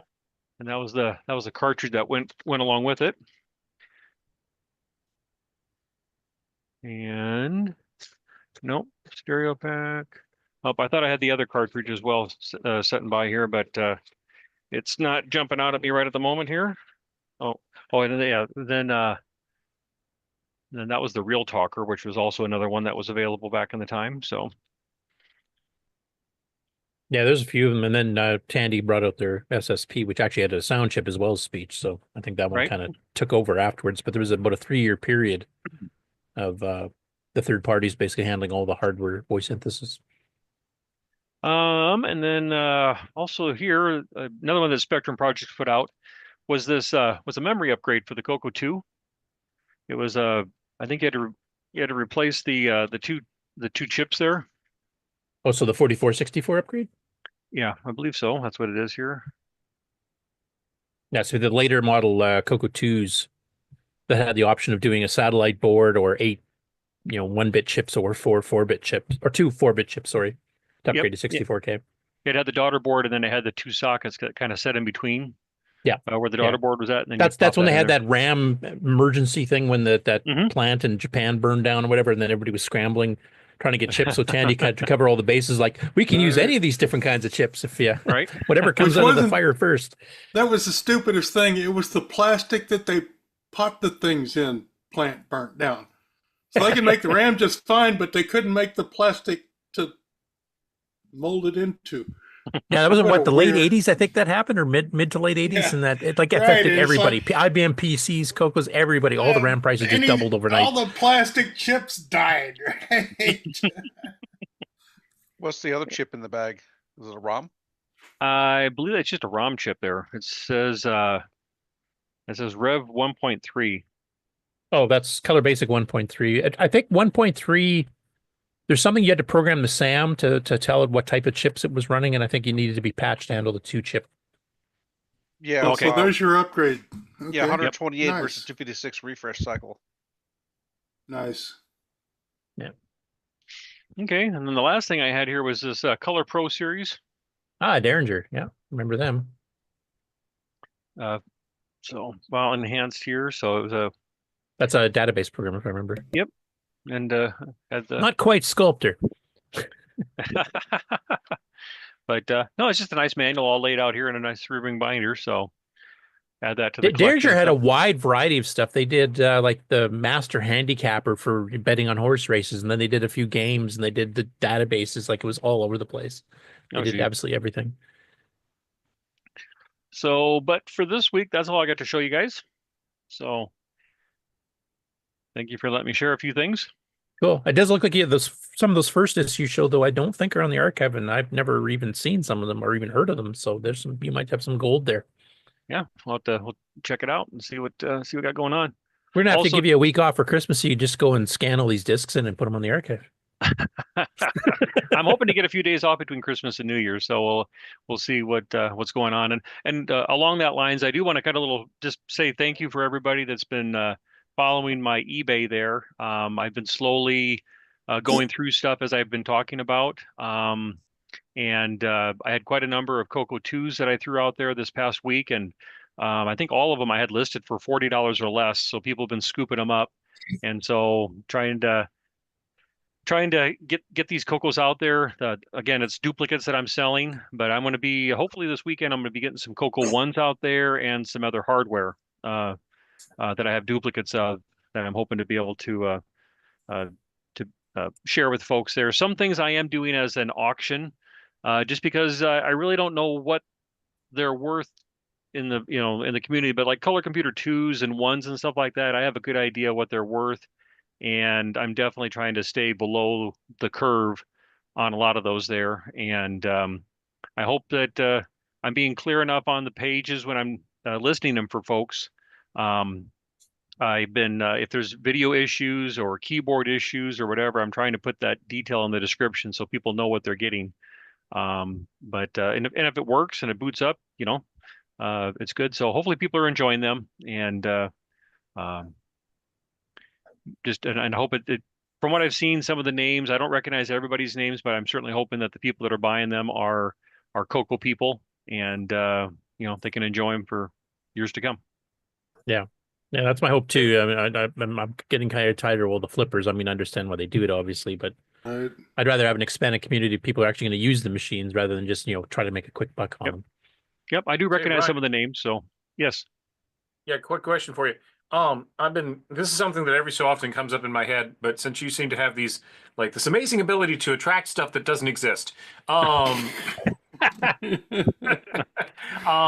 One of the things that apparently doesn't exist anymore that I'd like to see if you could attract or otherwise have attracted is an upgrade back in the CoCo 1 days that involved bringing the CoCo up to color computer or extended color basic, along with a program called Wolfbug. I've managed to find one reference to Wolfbug on the CoCo archives, and it's in one of the magazines in an advertisement. This was Wolfbug, Yes. WOLF. I remember it was that a name. it was a monitor that we had in our CoCo when Dad expanded it to 64K because he got the 64K upgrade, the extended color basic ROM, and the Wolfbug burned into the ROM. I have not seen hide nor hair of it anywhere. Was it so when you say a ROM though, was it was it like another type of ROM software like the RGB and the ADOS and stuff like that? It was the CPU monitor, right? Yeah, it was it was the monitor. It was a monitor that was actually built into the it was in the EEPROM that you dropped into the machine to bring it up to extended color basic. Oh, so not a cartridge then. It was actually right. I do remember this, and you didn't have how to the run heck would they do basic. that? You have to bank switch it or something, wouldn't you? Because the extended basic and color basic ROMs are pretty full. Well, I would imagine. I think what he did, because when he installed that, everything got dumped to RAM. Like it was in all RAM mode all the time. So I think there was a modification to the code that was done. I was able to read from and write to the C1000 to E1000 range without even thinking about it. I didn't have to do any pokes or peeks to switch the mode over. So I think as part of the boot process, Wolfbug kind of took that over, and then the modifications that they had made basically banked everything into RAM.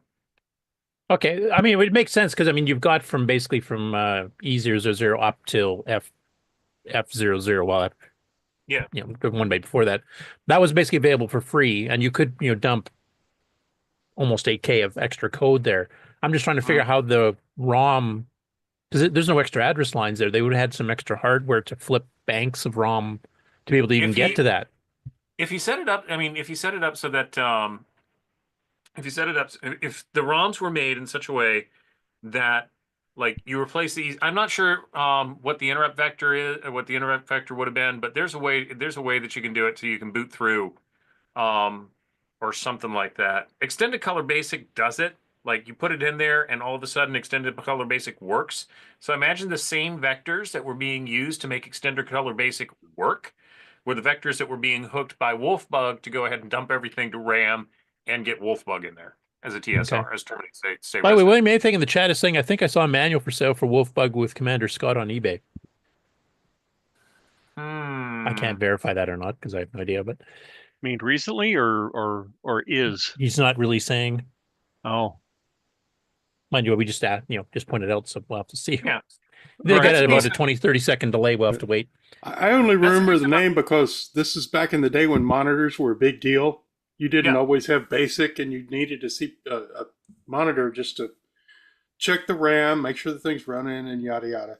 And then you do register dumps and all kinds of stuff. It also allowed for some wonderful debugging because you held down the break key and you hit reset and it jumped you right into the monitor. So you could be in the middle of something going awry or something, you want to trace out. You hit break reset and you can look at it. Henry, is that the reason you named your channel the break key? It might have been a subconscious reason. I've worked with some other monitors because there was a ton of them. Sigma, and there's the Z-Bug that's part of EdTasm Plus, and there's especially the early days of the CoCo before assemblers came out. That was what you used, and there was stuff from Star Kits and all kinds of companies made that kind of stuff. I think even Steve Bjork wrote one, if I remember. I know Robert Kilgus wrote one that Brian now has a copy of. I can't remember what the name of it is off the top of my head. Oh, that other one, Bug, whatever it was. Is it Wolf, WOLF? Yes. Color Bug was the one Robert Kilgus did. Color, yeah. Thanks, Alan. Yes. I'm not sure where he saw that. I don't see anything out there on that guy's eBay.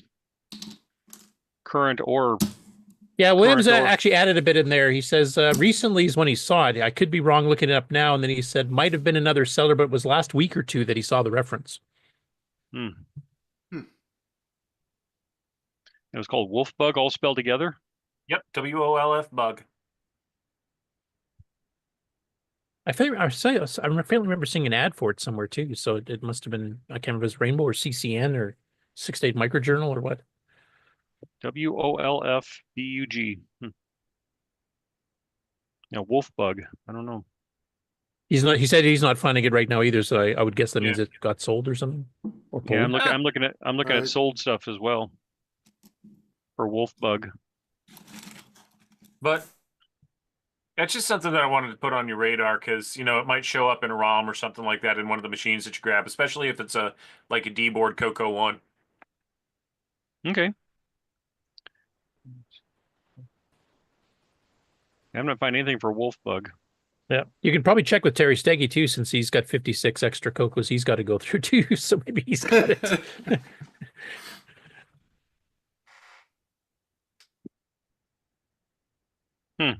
Yep, cool. sorry. Well, we'll definitely keep an eye on it for anybody listening or watching the show here. If you find that, definitely let Henry know. You can let him know in our Discord or send us an email to the show. Yep, absolutely. Big nostalgia hit for me, and it's something that's not in the archives anywhere. Right. Yep. No, yeah, I don't, I'm not, I was just out there just as we were talking here, I was just searching eBay and whatnot, and I wasn't finding the hit there. So kind of curious. So anyway, That's all I had for you, gentlemen. Thank you. Cool. Mark B, was there anybody else queued up for doing updates, Nope. acquisitions? That was it. So ready for commercial break, and then we'll go Game on. Very gently wake Ken up.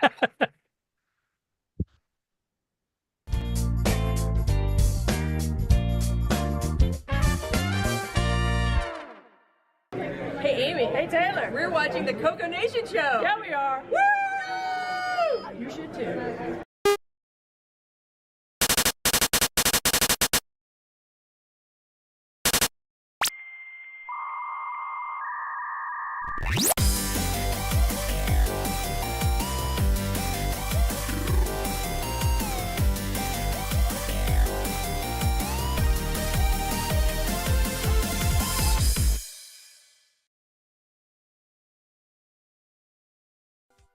Hello, everyone. It's your good buddy, your good pal, Amigo, and joined by that dastardly The Brent from ARG Presents. You're watching CoCoNation. I feel like that should have been longer. The CoCoNation show would like to thank the following patrons: AC's 8-Bit Zone, Alex Gare, Alan Huffman, Brendan Donahue, Brian Walsh, Brian Weasler, Kieran Anscombe, Coconut Bob, Daddy Burrito, David Ladd, Derek Smithson, Diego BF109, Don Barber, Eric Canales, Frederick Sagard, Glenn Hewlett, Graham Wabke, Grant Leedy, Henry Gernhardt, Henry Strickland, Jason Warrens, Jim Mullis, Justin Larson, Ken Reichard, Patrick Euland, Paul Fiscarelli, Paul Shoemaker, R. Allen Murphy, Retro Tech Time, Richard Harding, Rob Inman, Rocky Hill, Steve Batson, TJB Chris, Tom C., Tom Gunderson, Tom S., William Athing. Thank you so much, patrons. If you would like to support the CoCoNation show, sign up at patreon.thecoconation.com.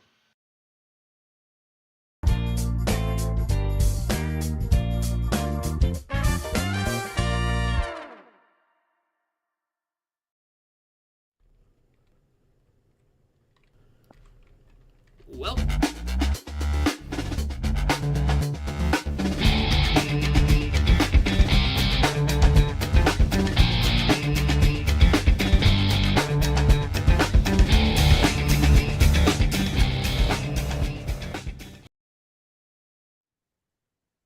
Okay. All You're right. up, Ken. Yay, I'm awake. So, due to life getting in the way of everything, this week is going to be a live reading of the scores for Wiggle Worm. A live, dramatic reading. As soon as I can find where I have it. This is the show of technical difficulties today. Yes. Hey, we're still on the air. Not to be confused with that. There it is. People, Found it. Okay, so these are the scores from last week, last couple of weeks playing Wiggle Worms. We had 14 players. We had Ed Rhodes with 1,260, Mark B with 2,360, Coconut Bob 2,650, Jason Warrens 5,240, Bill Athing 5,440, Wingnut 5,570, Canadian Retro Things 6,050, Kieran 6,130, Mike 6,230, Sloopy Malibu 6,370, Shenley 7,120, L Curtis Boyle 8,810, and in a giant upset, Dr. Ted placed second with 25,400, still way above most other players. And our number one player was Tasman with 42,860. So a big upset this week. Okay. Let's see. Go over here. And the CoCoNation salutes Tasman. Dude, you I had to almost think about that. You had to think about that. You almost. What am I supposed to do now? I don't know. Okay, so on Wiggle Worm, I could find no reviews of it. The only thing I found was the Chroma Set February 1984 listing here of when it was released on the Chromaset tape that they sent out. And basically, Wiggleworm has the whole crew: spiders, slugs, bugs, mushrooms, and centipedes. And the guy says that it's a great game, but even though he's a lousy player, he loves it. And then they go on to tell you how to copy it for all your friends. Yeah, well, this was a magazine. It wasn't a commercial quote, but somewhat. But yeah, it wasn't like they were going to lose as much money as, say, Atomic Software would do. Yeah, I just kind of find it funny how they like load it up on tape, and this is how you would copy it. And then you save them. Save it to another tape, or even save it to disk. I'm sure that they were meaning it was just for your off-site backup copies. Distributed backups, exactly. Yeah, exactly. So Wiggleworm was obviously a Centipede clone, and it was pretty good. The only problem, of course, was you did not have near as much play at the bottom of the screen to go up and down. But you didn't quite need as much, because the big thing was when the Centipede hit the bottom, it just respawned at the top rather than reversing direction and coming back at you. So now, what did people that played the game think of it? For a magazine game, it's actually quite good, because it's better than some other Centipede clones. Yeah. It's actually got all 4 of the monsters, though I don't think it poisons mushrooms. That's one part that is missing. But for being like something you'd get on a $9 tape along with 9 other programs, pretty good deal. Mm-hmm. Little bit too tile based. I mean, if you want to compare with like Colorpede or Caterpillar or some of the other ones. But on the other hand, it gives you a bit more motion control than you do, say, Caterpillar Attack from Tom Mix. So all in all, pretty good game. I enjoyed it. I didn't get to play it very much, but yeah. I don't know. Is there anything else to say about it other than I should probably mention I patched it to run on a CoCo 3 finally. Oh, did you? Okay. I'm a couple of days behind on everything, so. Oh, I did find a review too. Oh, did you? Where? I will send you the thing. You'll have to scroll to the bottom. It's alphabetical. No, you could share your screen and just show. I've got to save my voice for the news. I've been kind of. No, but you can just share. Oh, share the screen. Oh, I could do that. Yeah, I could. You don't have to talk about it. You could just share the screen. I'll let you read it, and then yeah, it'll work. Let's see.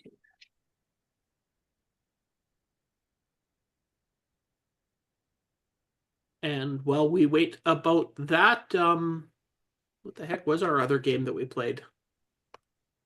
Gold Runner. So, not Gold Runner, Gold Finder. Or Gold Finder.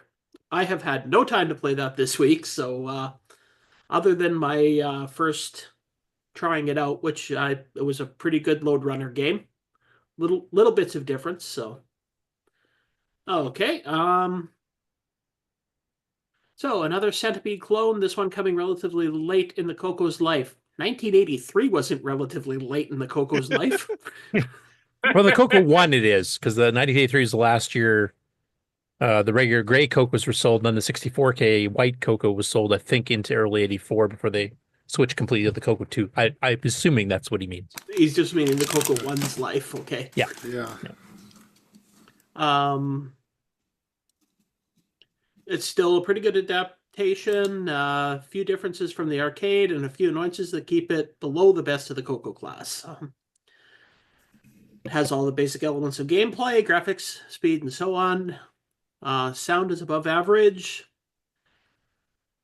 Difference in gameplay is the Centipede doesn't stay at the bottom of the screen if it reaches it, nor do new segments start appearing. Instead, whatever segments are left reappear at the top.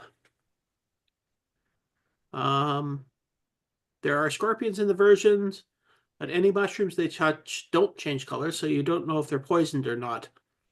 Well, I don't think they get poisoned at all. They're not poisoned at all, so that Every wave starts with an intact centipede instead of an increasing number of head segments, which elevates the difficulty level.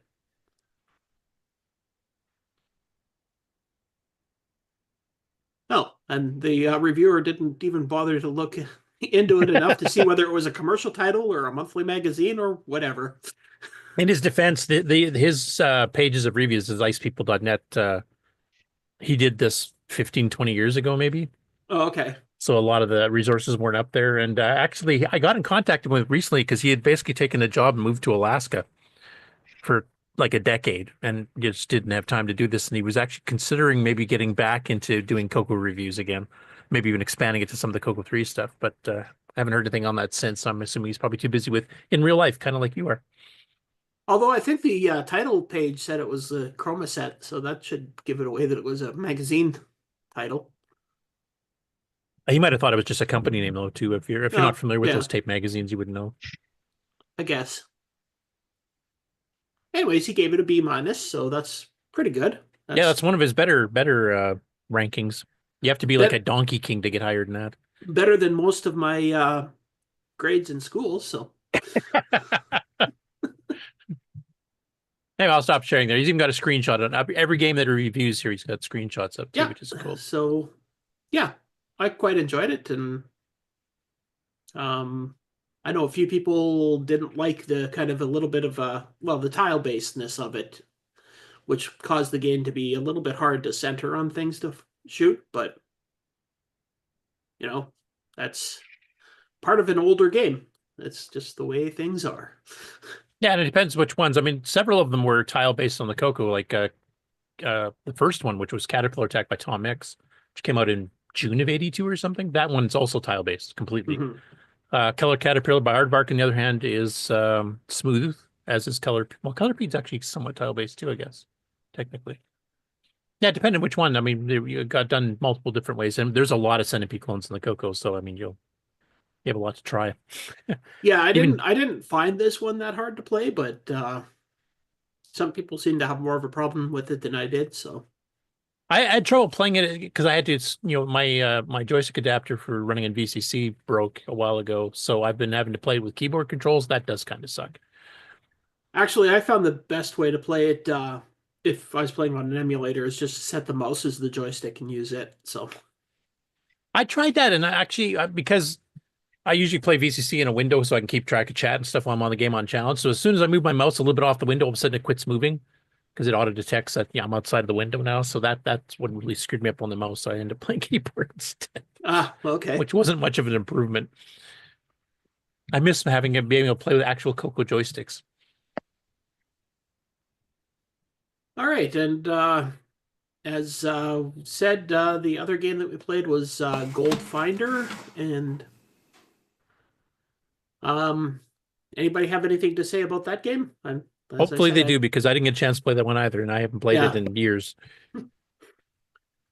The brief amount of time I played it, it seemed like a pretty darn good version of Lode Runner. So yeah, with some differences though. It's a few differences. The fact that once you get your last treasure, you can't immediately leave the screen. You still got to run around and avoid the guys until all of your gold goes up off the conveyor belt. So,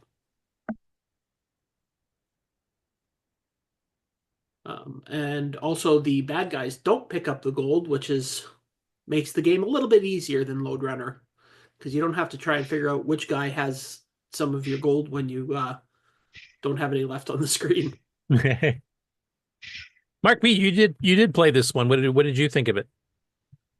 Well, I didn't get past level 1. So this is basically a normal game? Yeah, I mean, it's all right. There is some strategy you're gonna have to develop on it. And Sloopy was showing us a little bit about it, like doing the left-hand side first, because it takes longer for the gold to get up, get up and up the elevator than it does on the right side ones. So he was showing us a little bit of that. And then, at the end, you can either ride the elevator up or hang out at the top with the, get up on the ladder. But you gotta avoid. You gotta run around avoiding those guys until all your goal is up off the top of the ladder or elevator. Yeah, as whereas the original load runner, as soon as you got the last skull, the magical ladder that would take you to the next level just bang appears, and you just have to get to it and run up. Yeah. So yeah, a bit of a different strategy. I don't know if it has enough levels. I think off the original load, it was like 69 levels, and it includes an editor that you can create your own. Mm-hmm. I think the maximum it would store is like 306 levels. Yeah, on a Something single like disc. that, yeah. So if anybody actually beats all the levels, they can feel free to make new levels, and we can play those too. Yeah, I'm kind of curious if anybody back in the day, like this was sold back in the mid 80s, was a bit of a later one for Tom Mix, just before the CoCo 3 came out. And I would be kind of curious if anybody back then who bought it might have created their own levels. Do you still have them saved on disc anywhere? Love to see some of them. And I think Peter Will is responding to this game in the chat. He says, remember playing this game, it was decent. Not quite the rave review, but... Or maybe he's talking about Wiggle Worm, I'm not sure. I mean, the controls worked good for me. You know, as far as being responsive and stuff. I seem to notice the guy like zooms up and down the ladders a lot faster than side to side. So yeah, I saw somebody in the chat mention that too, or in the Discord, I should say, at some point. So, which I actually didn't remember that. So, and I guess getting away from the bad guys would be easier on the ladders than in running away from them on the girders. Yeah, and I guess jumping from high places doesn't hurt. It doesn't on the original load runner. I can't remember on Goldfinder. You basically can infinite jump.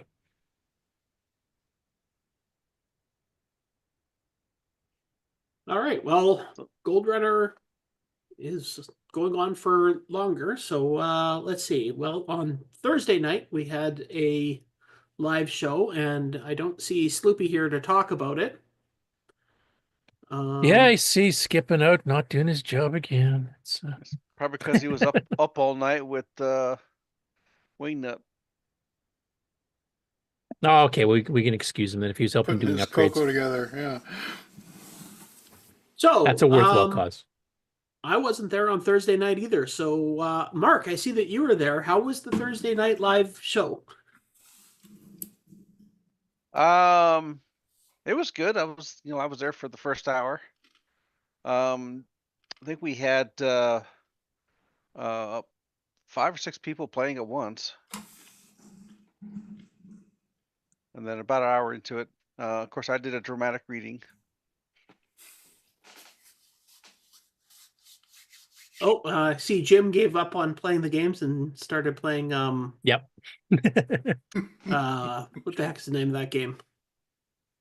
Yeah, I couldn't remember at the show during the show either. I had to ask. I think they were saying Chucky Egg. Chucky Egg, yeah. Originally a it's originally a UK game on a variety of platforms, but the CoCo got it from the Dragon version. I think just about every computer ever made has a version of this. I had to like Goldfinder because you're running up and down ladders, you're collecting, in this case, eggs and things, and I still need to get the hang of the drop in the empty space. That you basically blow out the floor, digging the holes. Yeah, got to get the hang of that because I always seem to do it on the bottom row, and that's fatal. Yes. Yeah, on the original load runner, it's fatal too. Because once the hole fills back in, you just die.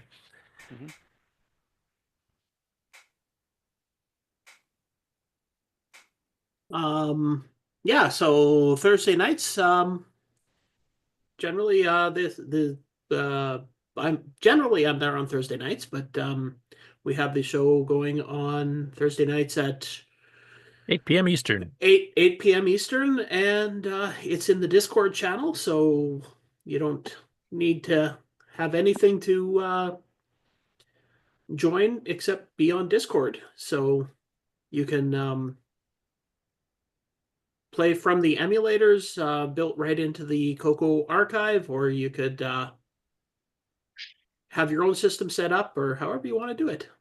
Yeah, playing real hard with a screen capture. You can use the variety of emulators, and as Ken mentioned, you can play it online. Most games. I think there's some games that aren't on there. Yeah, so there's a couple that you can't play online, but most of these you can. So and Kieran just did an update to the XR Online that the Color Computer Archive uses, and it's actually got some better controls for joysticks and stuff too. So they're actually should work better than it did in the past.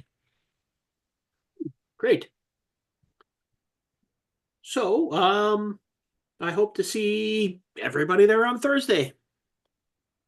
You think you'll be there Thursday? I have no idea right now. Depends on the curtain call. Yeah. Yeah. Ken's a star, folks. That's why he doesn't hang out with us peasants anymore. Yes, I'm the star. I'm a movable set piece.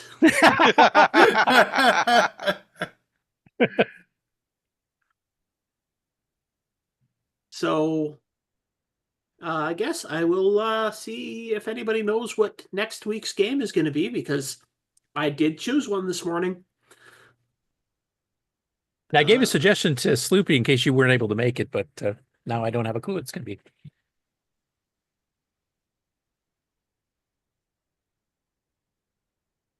Oh, God, that's another tape magazine game, I think. Yep. Or is that a freebie? I think it's a tape magazine one. Yeah, I'm trying to remember. It's a Chromaset one, if I remember correctly. I'm trying to remember the name of this stupid thing. It's kind of a Space Invaders type game. Yeah, you get different shapes that come through, and they have these different patterns they go in, and they come down faster than in Space Invaders. Yeah, and you can't let them hit the bottom or you die. And it's a stingy game with points because every ship you kill is only worth 1 point. And I think it's a basic game, isn't it? No, it's machine language. Is it Grandmammal or something? Gremlin something? No. And I'm going to guess nobody else has any guesses. I should know it, but I'm blanking. Okay, well, the game is, okay, where did the title page go? There we go. Germ Warfare. Ah, right.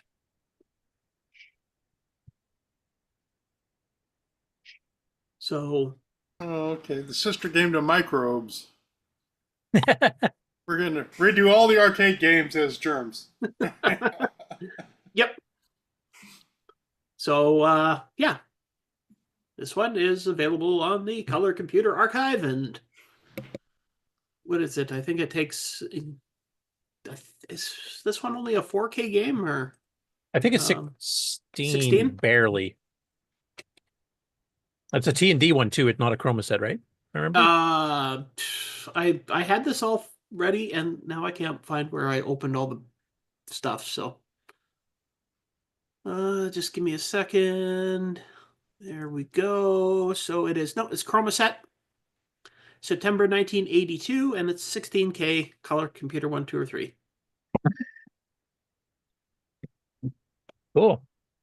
And just in preparation for you next week, Ken, I just sent you a link in the private chat here on Zoom. That same site that we just did the Wiggle Room review also has a review of Germ Warfare. Oh, okay. Because most of the individual tank or tape magazine games don't get reviews, so that'll give you one anyway. Oh, okay. It's alphabetical. You can scroll down. So okay, I will save that. And yeah, so that's for the next 2 weeks. Germ Warfare. For one more week, we have the gold finder. And if anybody figures out how to use the editor or how to get into it, feel free to let us know, because I don't think I ever got through it far enough to fix it. Also, I should mention the Wiggle Worm patch to fix it for the CoCo 3. You can get on Discord now. I have sent it to the archive. Hope it'll be up there over the next week, because it would actually crash on the CoCo 3 as soon as you hit a mushroom. And it was due to an improper branch. They did a branch using signed math when it should have been unsigned, or was it vice versa? Maybe it was unsigned and I had to patch it signed. I can't remember anymore. But basically, I just had to do a 1 byte patch and it fixed it. Talk about not being ready for the CoCo 3. Jeez, they should have had. They should have anticipated. Actually, it's a bug on the CoCo 1 and 2 too. It's just that there's no MMU registers and stuff to hit, because basically what is happening to it on the CoCo 3, the original version, was that it would start writing to the registers that control what 8K memory blocks are mapped in. It would take the whole direct page out and throw in a completely random block in its place, and that's when it went nuts. Okay. Well, good to know that that is fixed. So yeah. Now that you're playing all 3 CoCos, it should be easy to port the Dragon too if it hasn't been already.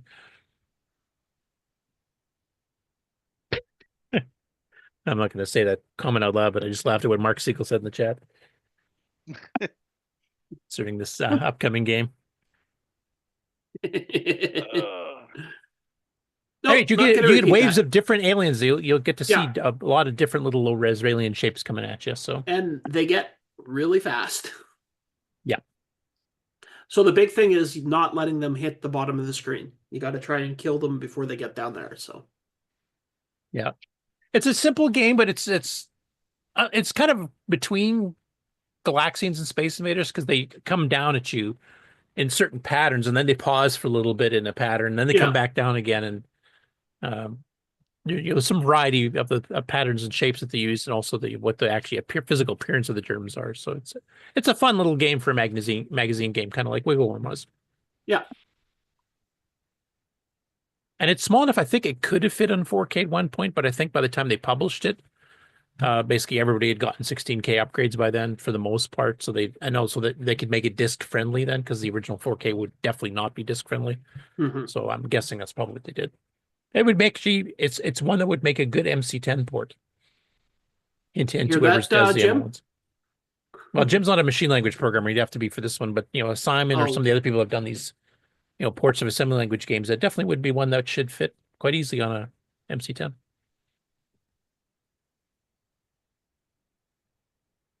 All right. Well, I guess we can talk about some news now, and I can go back to sleep. That was a fairly short one, so you want me to just go straight into it there, Mark? Because I think we got our last ad only like half an hour ago. All right. I can do game on news, and then we'll take a break for an ad, and then I'll do the regular news after that. How's that? Okay. When you want the latest in TRS-80, Tandy, Dragon, MC10, and all of their hardware cousins. No matter what it takes, or where news breaks,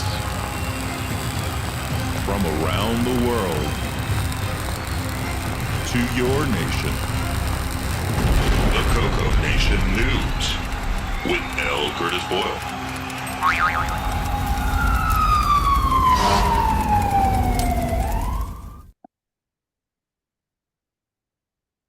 Okay, if you see Jim Gary's name mentioned on the bottom, then I got the right window selected. Yes, we do. Okay, cool. Because I got a few windows here with green screen, so it's kind of hard to tell. Okay, so the first one here, we got a couple from Jim Gary. So the first one is he ported what was originally a TRS-80 Model 1 and 3 game called All Together to the MC10. And this actually originally appeared in the 1981 book called Computer Graphics with 29 ready-to-run programs, and originally written by David Chance, as you can see on the credits on the bottom. And start playing that a little bit to see if we got the description here.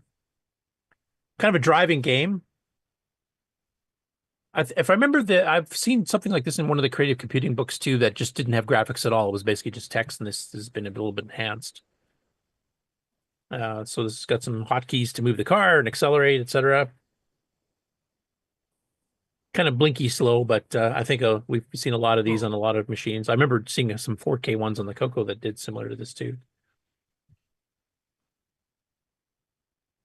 Anyway, nice quick one using just plain old semi-graphics 4. The second one is a bit of a strange one. It's called Flying Witches. We should have had this one for Halloween, but didn't know about it till then. Now, but basically, this one is originally written by Jenny Tyler and Chris Oxlade in the 1984 book called Weird Computer Games, originally published by Usborne Books.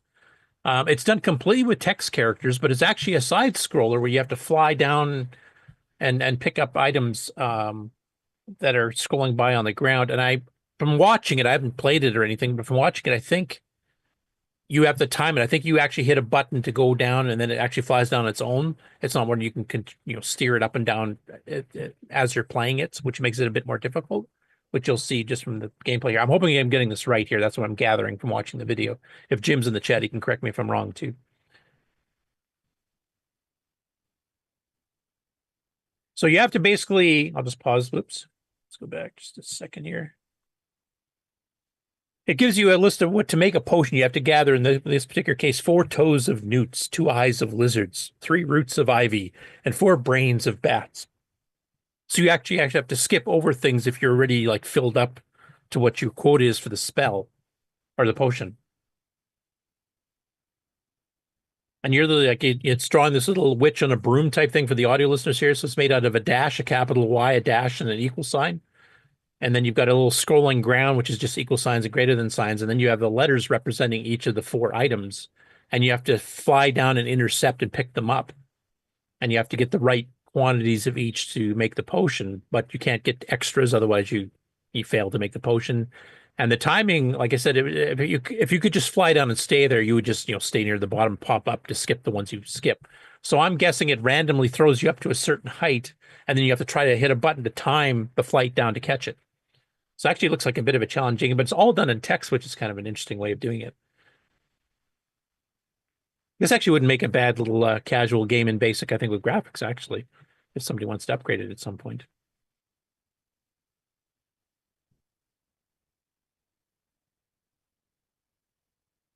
Next up after that, we've been talking about the Christmas match game that Paul Fiscarelli released. Last show, I think we talked about it. He released a CoCo 3 Match 2 game that's Christmas themed, and it gradually gets harder by adding more and more cards. There's no scoring or anything per se, though there has been some comments on his Facebook post that suggestions for people that you can make it like a time game or something, that you could actually introduce some scoring, and then it could become an actual game on challenge game. And it sounds like Paul's at least considering that. But anyway, this past week, what he did is he ported it to the CoCo 1 and 2 with its color palette, so I thought I'd show a little bit of that.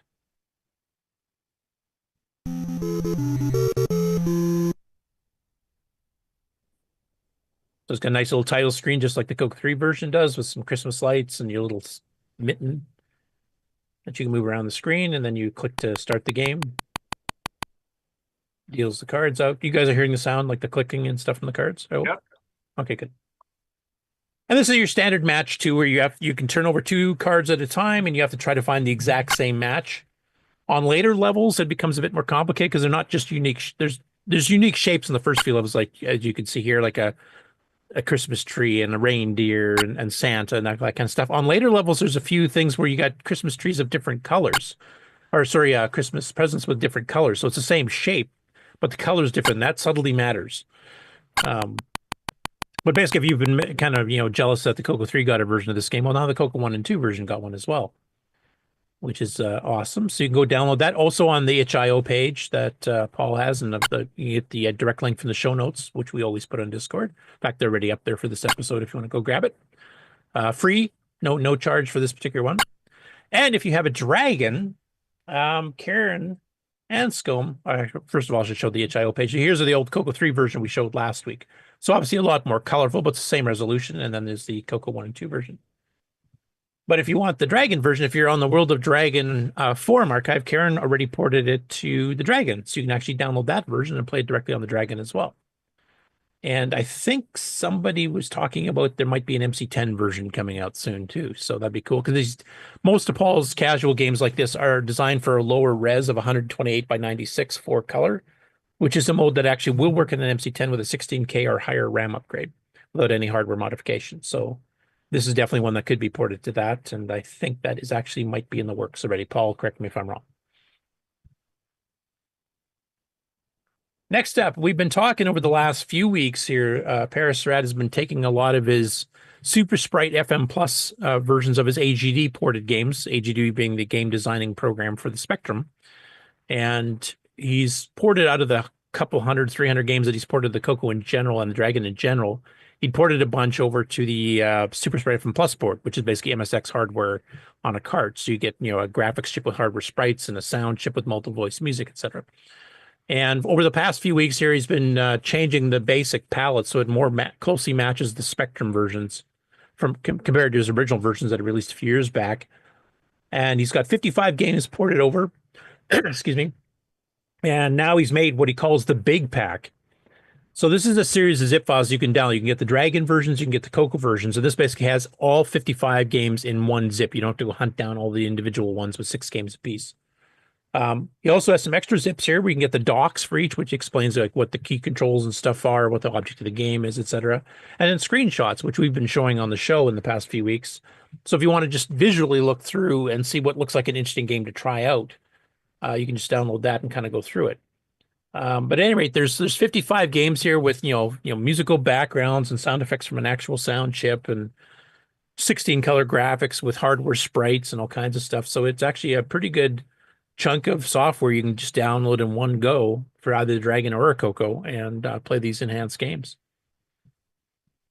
Also free. Next up, we have Non-Maskable Interrupt, NMI, on YouTube. He's been doing a few gameplay videos on his CoCo 3 real hardware hooked up to a real CM8, which actually has a door, as you can see on the screenshot here. And he's been playing a lot of the games just to kind of get back into the CoCo gaming scene. Now, unfortunately, the last few times here, he's been playing a lot of Artifact CoCo 1 and 2 games, which means they come out as black and white on a CM8. Nick will be very familiar with this phenomenon, I'm sure. And for those of you who have not seen it, Baggett Man is the clone of Bagman from the arcade with 3 screens that Aardvark put out and actually ported to other systems too. They actually made the Commodore 64 version of this game as well. He's got Valid and Automation. I don't know where he got that. Somebody must have made a pirated copy and did the, made up their own copyright because it's Aardvark. And this actually is a pretty faithful port of the arcade game. It actually plays quite similarly to it. And I'm pretty sure we've played this one on the Game On Challenge already too. Ken, if you have a chance to look. Yes, we have.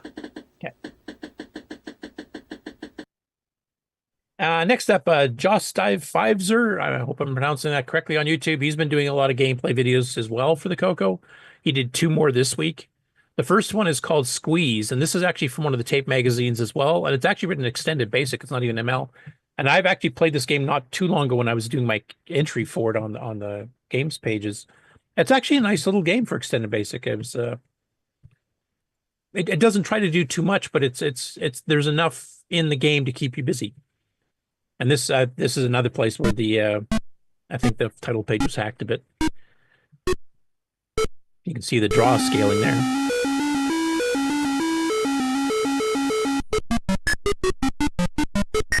And like most basic games, you have to have that random sound.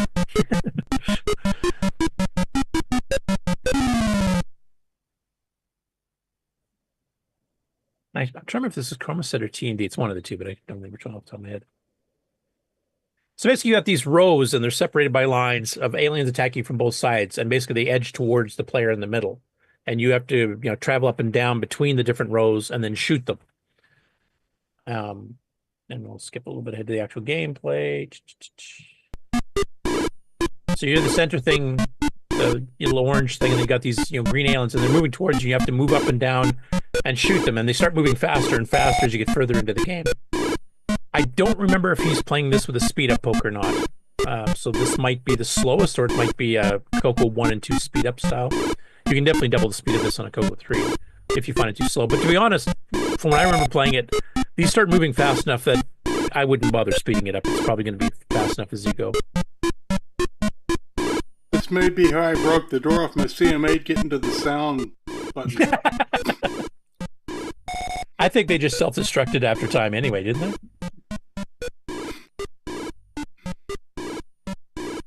Yeah, that's a cool little game and extended basic too. So I mean, if you wanted to fiddle with it or change the graphics or whatever, you feel free to do so. I just want to mention from Mark B. There's a comment from Brian Walsh here in the chat. I don't know if you saw, but it said Mark B's dramatic reading of the rules for Goldfinder was so good that he joined the Game On show immediately after hearing them. Yes, I saw that. That's my smiling face afterwards. Oh, right. Yeah, you're doing it under the name of the CoCoNation show. Cool. The second game that just Jostive put a video up here is for Android Attack by Spectral Associates. And he's playing the 32K version of it here because that actually has speech. no hardware required. It's done through the 6-bit DAC. This is one I played quite a bit. It's basically a Berserk clone with some differences, though. The player can actually duck or jump if to dodge a shot, and you also have to pick up little crowns, which are little treasures.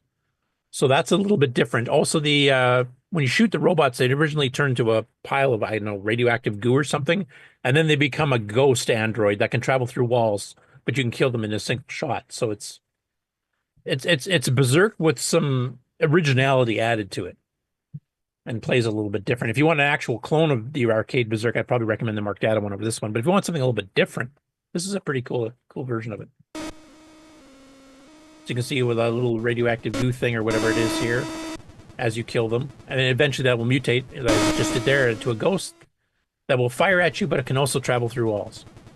And you can see a crown on the lower left there that is bonus points. And instead of having men, you actually have a shield. You can see on the bottom there that area will keep going more and more black, going to the right until you run out of energy and you die. And this one I'm pretty sure we played on the challenge before as well.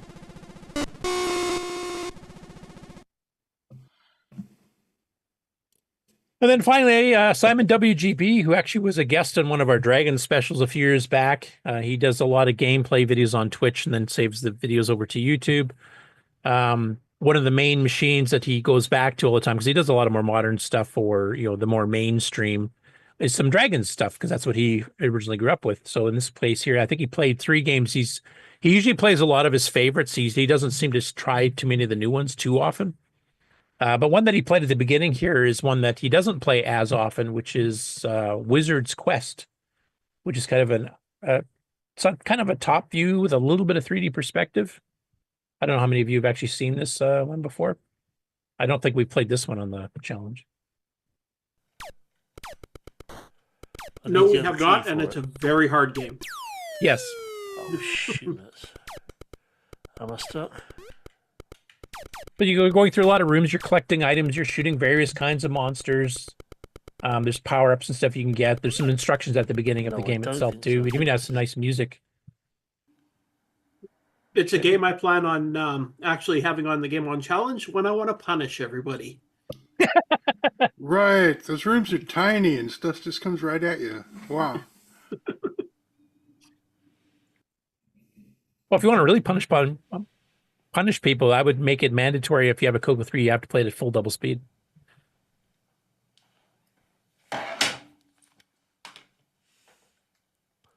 Anyway, that's what I had for the Game On, the game selection of the news here. So I will close this window and we can put in a quick commercial break, and then we'll get back into upcoming shows and festivals and the rest of the news.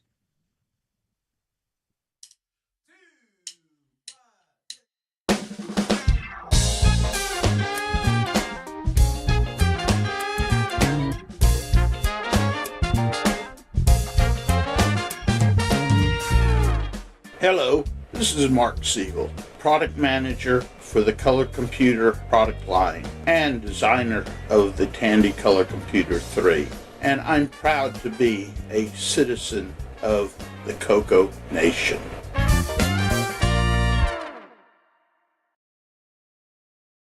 Shall we play a game?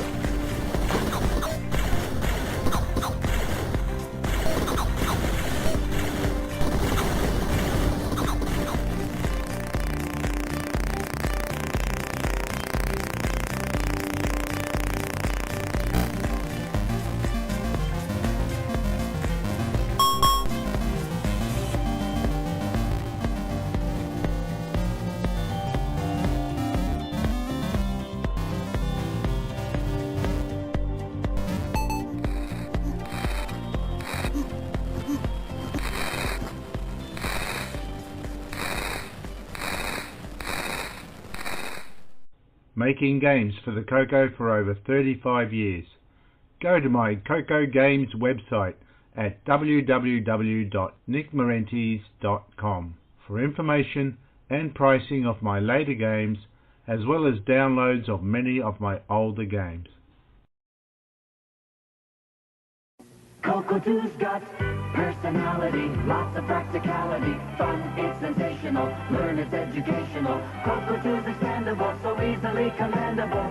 It's programmable, so term exam grammable. Just you and CoCo 2 do what you want to do. CoCo 2, the color computer with personality from Radio Shack. Sale price for Christmas giving from $149.95. Radio Shack's CoCo 2, do what you want to do. Just you and CoCo 2.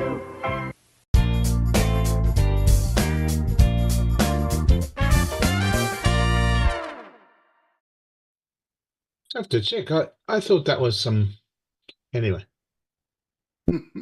Yeah, there you just heard a little bit of the sausage being made in the background there where we came back. All right.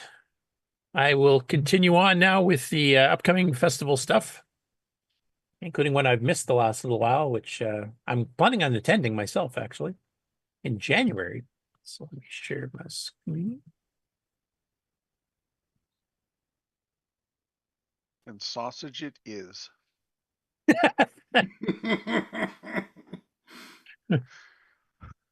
Okay, so first up, for those that are in the Winnipeg, Manitoba, Canada area, because you can't get enough winter, the winter meetup for the Manitoba Retro Computer and Gaming Club is being held January 4th from noon till 4 p.m., which means I will not be on the show unless we do a live thing from there, which I think we will actually do a bit of one. And planning on attending this one will be David Craker, of course. We've had him on the show numerous times, as well as D. Bruce Moore will be there, and myself. And they're actually kind of making a theme, kind of like they're doing the VCF East this year with the classes. They're kind of doing a TRS-80 theme for this particular one. So I'm looking forward to that. And it's at the Port Rouge Leisure Center. Snacks and menu have been graciously funded by their 2024-25 sponsors, which means free food for me. Awesome. And look forward. I'm actually going to be planning on taking one of my Gimme X machines here and demonstrating Nitrous 9 stuff. I'm pretty sure Bruce and David will be demonstrating some of the stuff they've been working on for the Realm of Doom, the sequel to Forest of Doom, which actually has that little MP3 player hardware they're working on. And they've showed that off at the CoCo Fest last year, actually I think the last 2 years. So hopefully we'll be seeing some of that. Plus there's a bunch of other machines like Amigas and C64s and VIC-20s and all kinds of stuff. So a bit more of a gaming focus, I think, in general. So I'll probably be showing stuff like Rescue and Fractalus and Rogue and that kind of stuff. But anyway, if you're in the area there or you can make it up there, feel free to join us. Next up, I think Mark's already kind of talked about this. We've Paul, Brian, and myself have booked a 2-hour segment that'll be right after the CoCoNation show on January 25th.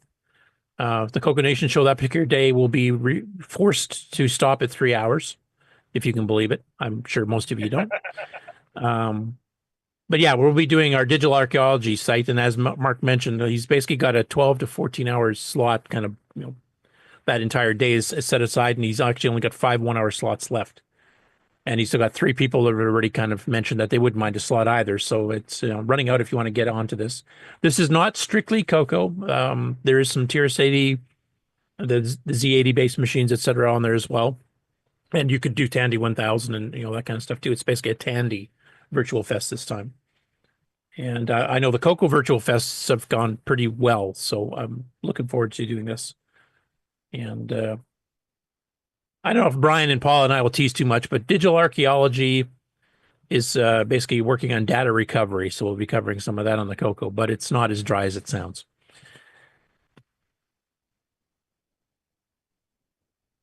Next up after that, we have VCF Southern California, or SoCal as it is abbreviated to. That's February 15th to 16th at the Hotel Fair in Orange, California, which is the same place that it was last year. And last year they had some CoCo representation, including FujiNet for the CoCo by Thomas Cherry Holmes and some other people demonstrating stuff as well. This year, Wayne Campbell is planning on attending with some other guys, and I'm sure he'll be talking about some Nitrous 9 and Basic 9 stuff there too. I don't think he's putting in a table or anything unless he kind of borrows along with some of the other CoCo people that are out there, but it'd be great to have, spreading the word of the CoCo to the VCF Southern California.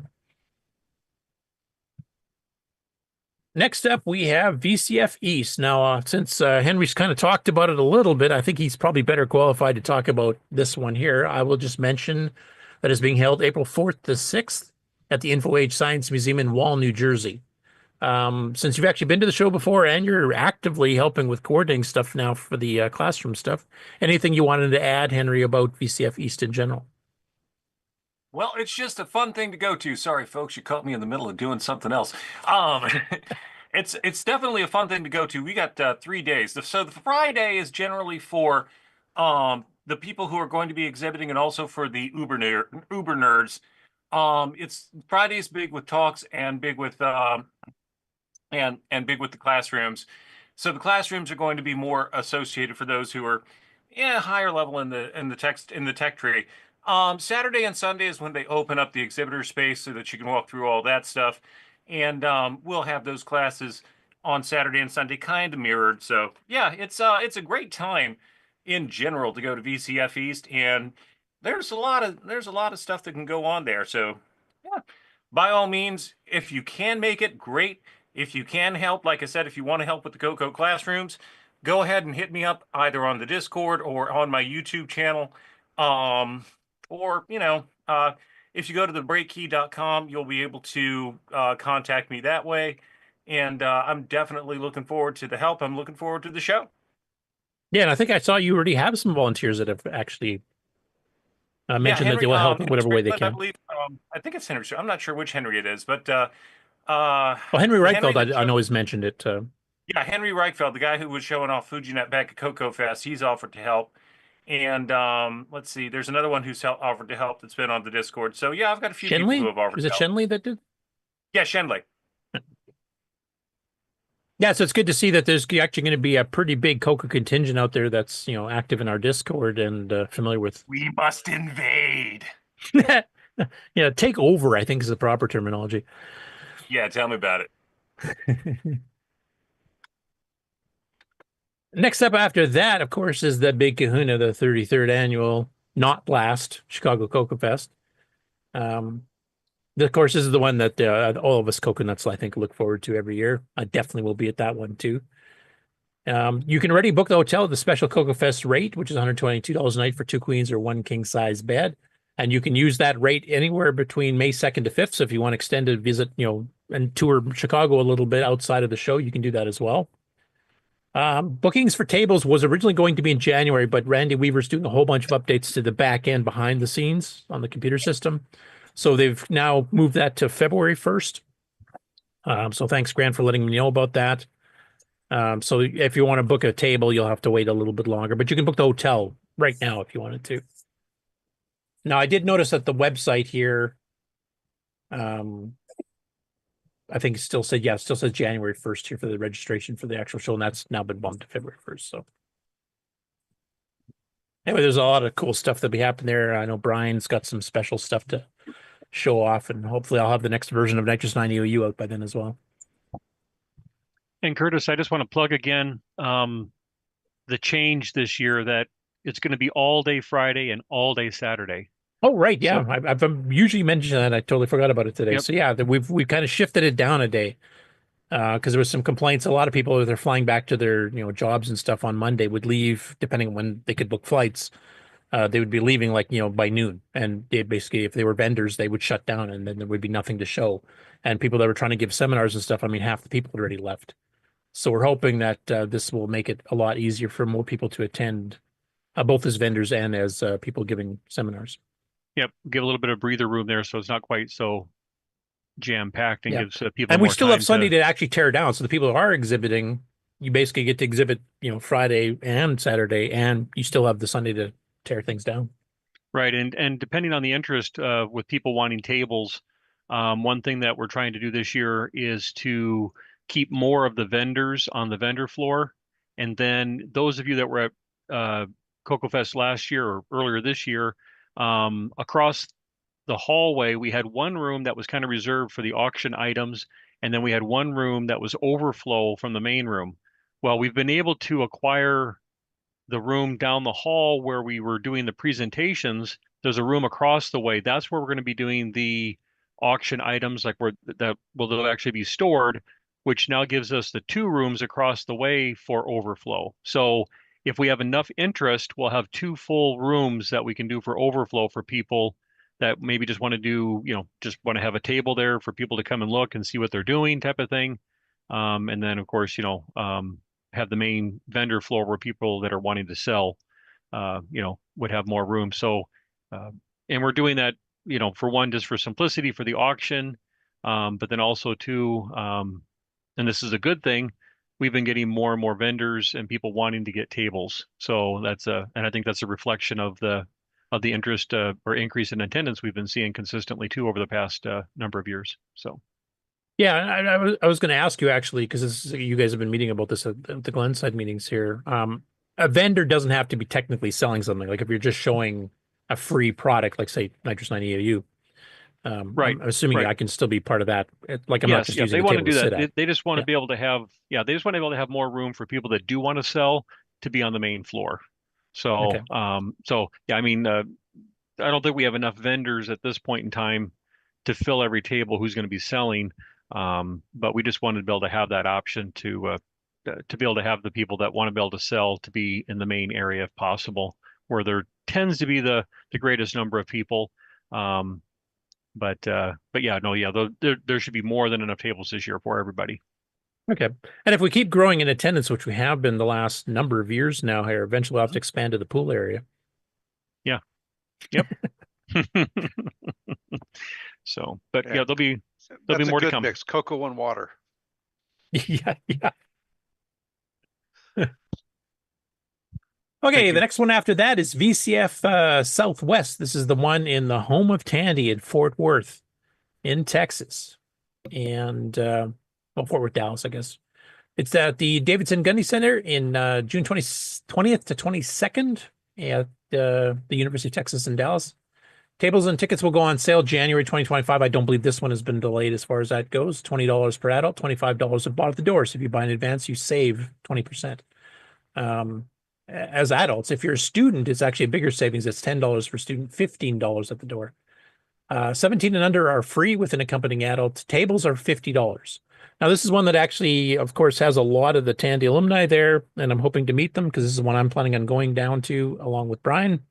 Anybody else that can make it? I know Brendan Donnie and a few others that live in Texas are usually there too.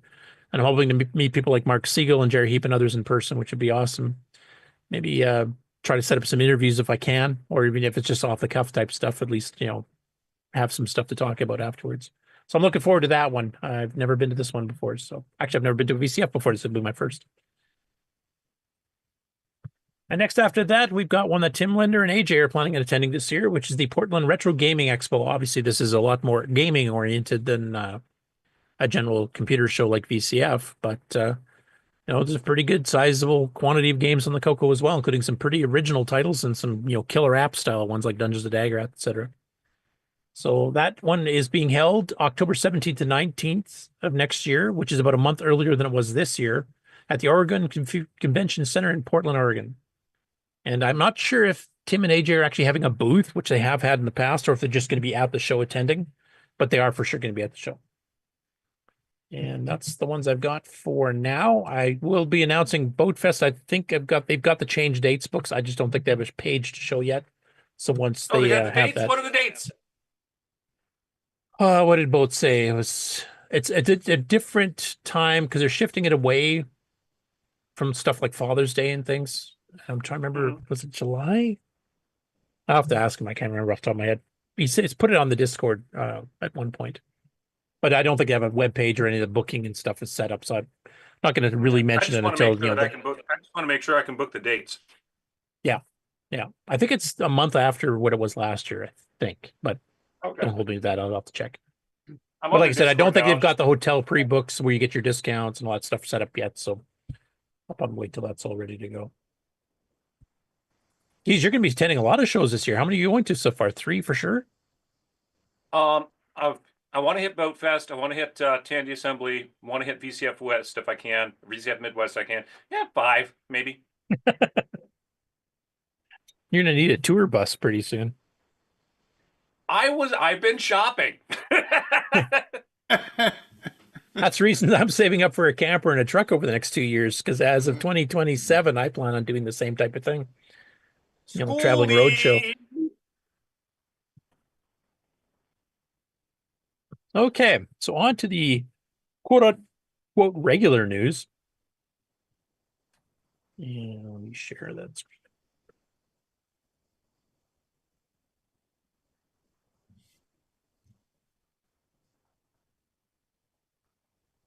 Okay, so first off, and I know he was in the chat earlier, I'm assuming he's probably still in there. TRS-80 Retro Programming on YouTube has returned with the first video in a while. He's been busy with work, etc., and I've been kind of busy with stuff too, so my games pages have not been updated in a while. And actually, that has had an update. One of his games is actually on there the first time. And a few other ones that have been recently released, including Paul Fiscarelli's Lava Hero, Nick Marenti's Hero, an update to Poltergeist, because I actually confirmed with Mark Siegel who the original author was for Poltergeist. It was as I suspected.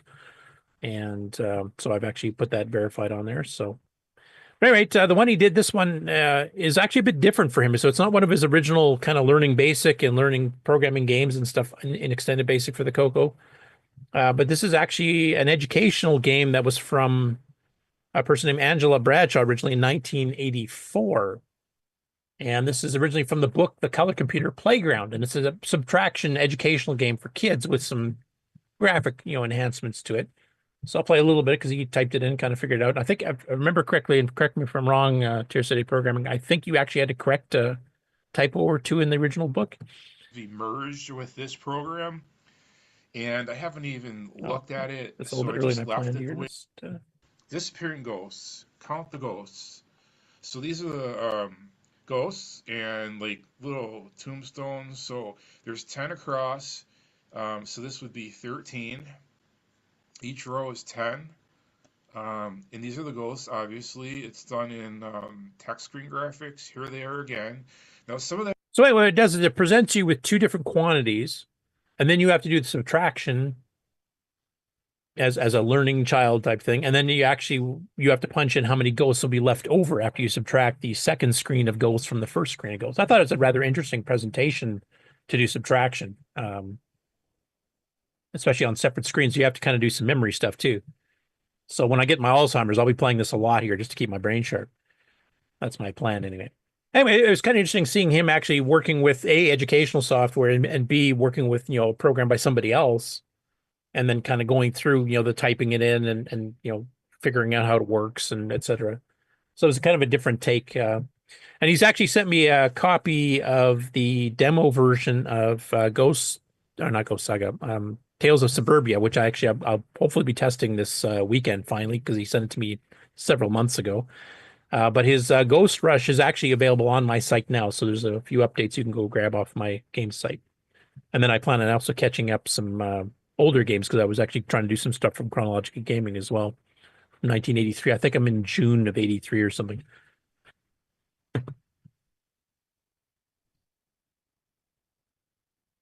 Okay, this is actually just me mentioning that the delay of the CoCo Fest booking tables till February, until give Randy some time to get the thing up. So we already talked about it. Skip that one. Okay, so next up, and I believe 8-Bit Doodads, which is the channel of YouTube that we're looking at, this particular one, they did a thing called the Retro Computer Advent Calendar, and basically they've had a particular machine picked out for each day. And one of the ones they did this past week was for the CoCo. And I think he was in the chat earlier as well, at least one of them. I'm not sure which one of the two. But these are the guys that actually are in Florida. And I think they're part of the same Florida computer group that Steve Strobridge is part of. Because they've actually mentioned that they've met him and stuff. And that's how they kind of learned about the CoCo.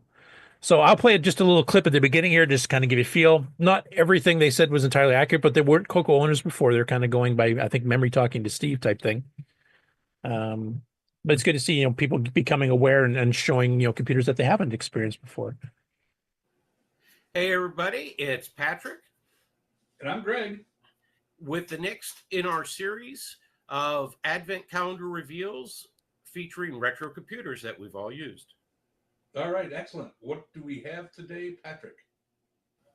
Well, Greg, today we have the TRS-80 color computer, better known as the CoCo. which came out in 19. Anyway, they kind of go through a little bit of the history of the CoCo and the CoCo 1, 2, 3.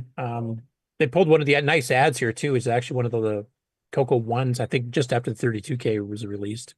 Might have even been the original 416K launch. You can even see the Tandy monitor that, or Radio Shack monitor that they tried to bundle with it. I think most people just use their own TV sets back in the day, but. And what I liked about this particular ad here is it's got a lot of quotes from people reviewing the CoCo, and some big names too, including some that we would recognize, like William Barden Jr., of course, later on wrote some books specifically for the CoCo, including the editor assembler color computer assembly language book. You got Stan Miastowski, Byte Magazine, and this is one thing that is quite true, especially if you bought it, back in 1980-81. And I'll quote it here for those who can't see the ad. Radio Shack's Extended Color Basic is a breakthrough in color graphics for personal computers. It's fast, easy to use, and capable of producing striking graphics. And if you compare with the other color machines, like the VIC-20 came out a little bit before, for example, but one thing, neither the VIC-20 nor the C64, their basics were not really set up to run their graphics. Like if you wanted to do sprites and stuff, you had to do all these pokes to talk directly to the chip. Whereas Extended Basic from Microsoft on the CoCo and later on the Dragon, like drawing circles and doing painting and all this kind of stuff, that was all built into the basics. So it was quite easy to use. The Apple II is kind of in the middle because it had some stuff, like it had selecting your graphics mode and drawing points and changing the foreground color, drawing lines. But that's about it. Shape tables, I guess they added in too, but they didn't have a lot of the more advanced stuff like painting and circles and stuff like that. So the CoCo actually, as far as basic was concerned, was quite ahead of the game for 8-bit machines. I think the BBC Micro is about the only one I could think of that was, really competitive. I'm not even sure if that was out yet. And of course, the IBM GWiz Basic, like the basic that Microsoft did for the IBM PC, is directly based on Extended Basic. In fact, you'll have screen commands, play commands, the edit command and stuff is all based on the CoCo one, sometimes with some further enhancements. But if you learn one, you definitely could figure out the other pretty quick. So anyway, I want to thank them for putting this video up. And like I said, I did see him in the chat earlier. So definitely want to plug your guys' YouTube channel. I haven't had a chance to go through to see what other computers they've covered on the Advent calendar, but I'm kind of curious now. But definitely go check it out. Next up, there's a couple little theme groupings of posts here I'm going to do. So we kind of do this every year because there's a lot of people that put up some stuff, related to Christmas and the CoCo. And we've got multiple ones to talk about today. And some of these we've covered in previous years, but because the community is constantly expanding, we're getting people either brand new to the CoCo coming in or coming back to it after years and years, including Jeffrey, one of our guests today on the panel. It's kind of nice to revisit some of this stuff because they may not have heard of it or not have seen them in the past before. So the first one is actually a post by Michael Pitsley on Facebook in the CoCo group, and he says, somehow I don't think I've seen the Sierra Christmas demo before. It's very well done. And this is actually a demo that Sierra put out kind of as a Christmas card thing. It's based on the same AGI engine that drives all their games like King's Quest 3 and Leisure Suit Larry, and then all the other ones that have been backported to the CoCo. And it uses the same engine to do all the animated graphics with different layers and moving shapes and animations and stuff here too. And if you want to check this out, you can actually, if you have EOU download, I should mention this is CoCo 3 only and requires 512K. But EOU actually includes this demo in the demos folder. So if you want to check it out, and if you already have EOU, if you haven't tried it before, it's already there. Just launch Multiview by typing G shell, and you can actually navigate to the demos folder and actually run it yourself and take a look. Next up, High Retro Game Lords posted this quite a long time ago, but Michael Eric Setzer pointed out that he hadn't seen this demo in a long time, and this is the official Christmas demo that Tandy used in 1986, the same year the CoCo was launched. It was programmed by Spectral Associates. It's got some 4-voice music, it's got some animations and scrolling scenes, actually uses some hardware scrolling, which is something new to the Gimme chip we didn't have on the CoCo 1 and 2 at all. I'm assuming most of the people on the panel here and most people in the YouTube and Twitch chats have probably seen this before. I will play a little clip of it, but you guys want to see the whole thing. It's about five and a half minutes to run the whole thing through if you haven't seen it before. How many on the panel, first of all, have actually seen this demo before? Oh, yeah. Yeah. Ron, waving, I believe that means yes.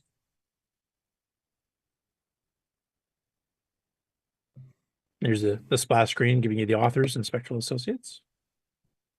Boy, they didn't even license it to Tandy. They just assigned it to Tandy. Yeah. Yeah, I think they did that with the original demo too, the one that was on the launch. Oh, maybe I have not seen this one.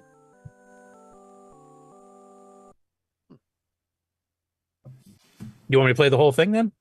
No, that's all right. Take that, Spectre Mad. We don't need robots. We got elves. They could be robot elves. They're kind of gray skin. That could be metallic. Oh, yeah. I liked both these demos that Spectral did because they had showed off a lot of the graphics. Now, they hadn't learned all the tricks of the gimme yet, obviously, because it was just coming out. But they did enough here that you could kind of see the potential. And, of course, people figured out how to optimize and speed things up much further later on, so you could do much more impressive demos. But this wasn't bad for a launch demo, basically. This was out within, like, 2 months. And I remember the Radio Shack store here played it a lot. Go ahead. These guys moonwalk. Right? Yeah.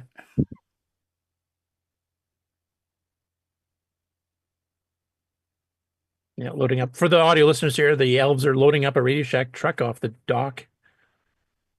And the tires are named Tandy, too. Yeah, Tandy makes tires. Cool. And the next step is actually using some hardware scrolling. So I wanted to at least play this part because this was the first instance of hardware scrolling being used on any CoCo 3 program that I know of. And the trees are in front of the object. And behind, both, yeah. Yeah, nice scroll.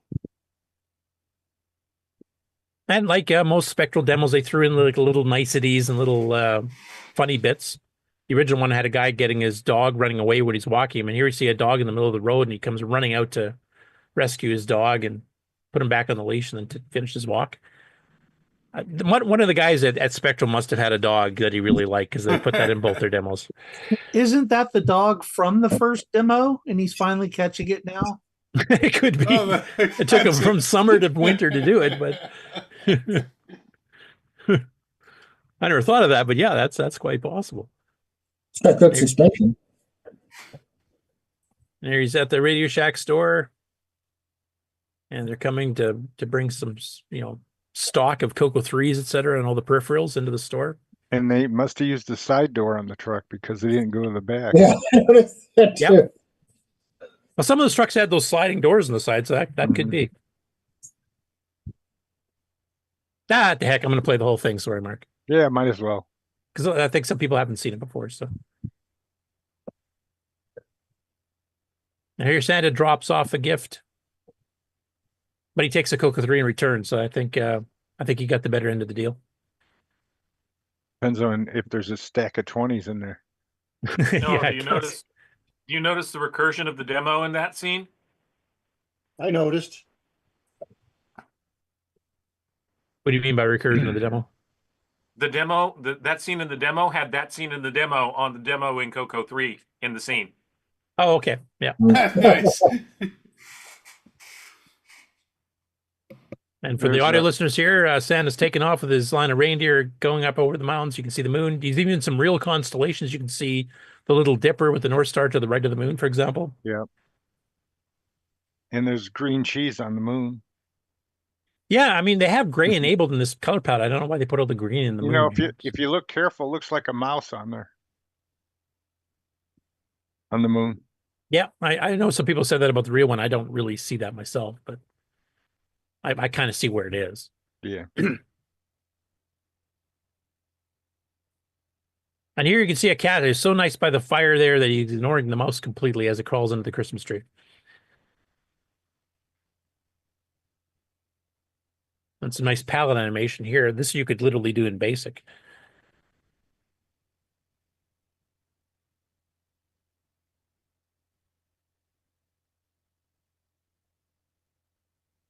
And you can see the hand come up there with the list, and then they'll zoom up on the hand.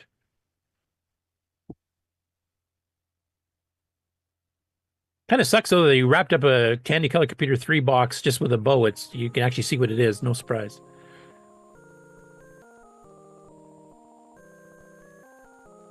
And of course, there it's got time to talk about some of the features of the CoCo 3. Completely upward compatible, not quite.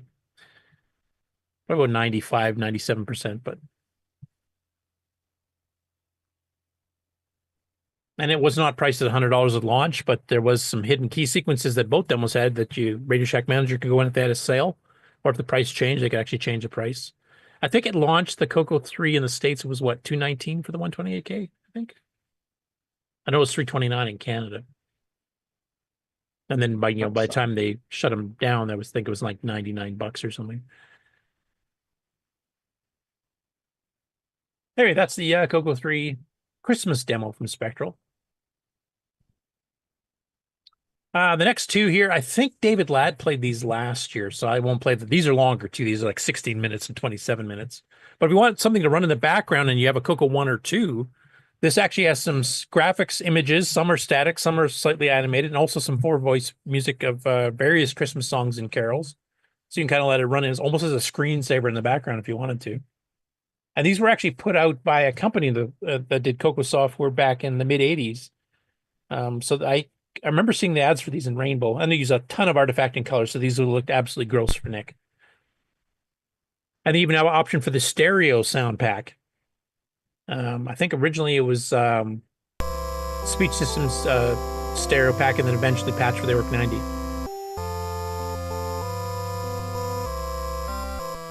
Yeah, they got a ton of those different scenes, and they've even got some animated stuff here too. Like here, you got a little animated snowfall coming down. At least it doesn't go over the church. No, actually, he did kind of take into consideration the background. It goes behind. Yeah.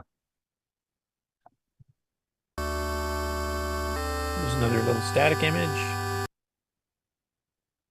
And it's from beautiful, sunny Arizona. So do you know these people, Ron? No. I was only in Arizona from 2008 on.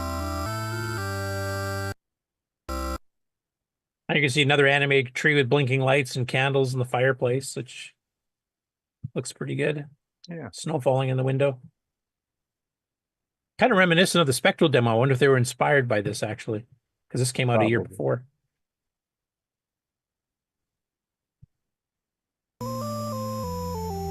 And they're using, I think,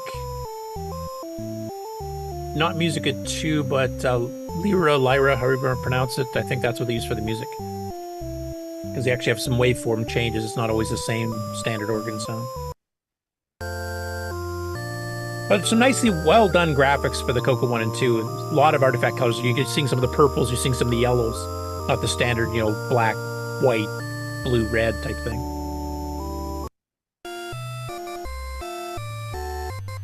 So that's about 16 and a half minutes of stuff there. And then the second one, which is even longer yet, which is the, these are, by the way, I should mention, these are actually called Christmas Fantasia 1 and 2. And they were done a year apart, 85 and 86, I believe.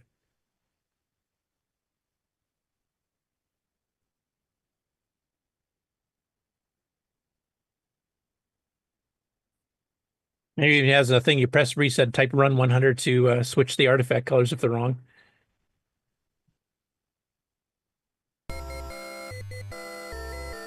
You hear one of the slightly different waveforms for the organ style music.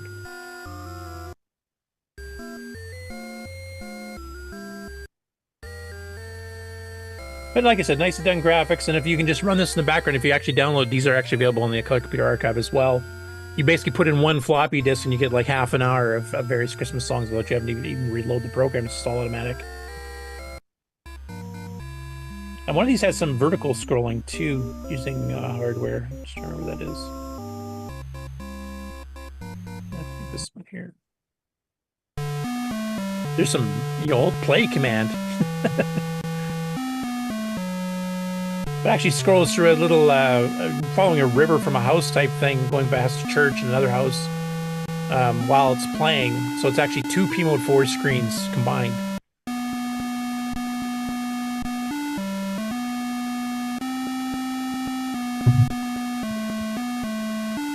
Anyway, some cool stuff. If you want to have a retro Christmas, you can just throw this on a CoCo in the background and let it run. Which is something I remember I did do back in when I was still living at home, parents and stuff. Next up after that, another theme that kind of started recently was people sharing pictures of their CoCo systems, either now or back in the day. And sometimes, right after Christmas. So there's a couple that got posted this week that I wanted to highlight. So the first one here is Roger Williamson on the Facebook group, the Facebook CoCo group, I should say. He shared this setup from the mid-'80s, which got a gray CoCo 1 here. Now he's got a CoCo 2 keyboard, and he's got deluxe joysticks, he's got cassette, he's got the disk drive, he's got a DMP 106 dot matrix printer. And he mentioned that this particular system that he's showing here from back in the day is what he used to write papers and stuff when he was attending Clemson University. And he used Telewriter 64, for example, to do all this kind of stuff. So, and Telewriter 64 was mine of choice too. And actually, I did use that same program, the same word processor, to do some papers for both high school and I think my first year of university. So that was very familiar to me. And the second one, this was really cool. This is from a person named Rob Kukanor. I hope I'm pronouncing your name right, or Kukanor. I'm not sure exactly how to pronounce it. But basically, he actually has some video. Now, this was shot on a camera that he mentioned in the comments, I think only had like 3 minutes worth of time and didn't record sound. And his mom was basically using it to just record quick little clips of Christmas. But this actually has him using his CoCo 2 that he just opened on Christmas morning when he was a kid in 1983. And I don't know anybody else actually has video of this. I have a few still shots of me using my CoCo back at this time period, but not actually a video. It's just a quick little clip of 5 seconds, but I thought it was really cool.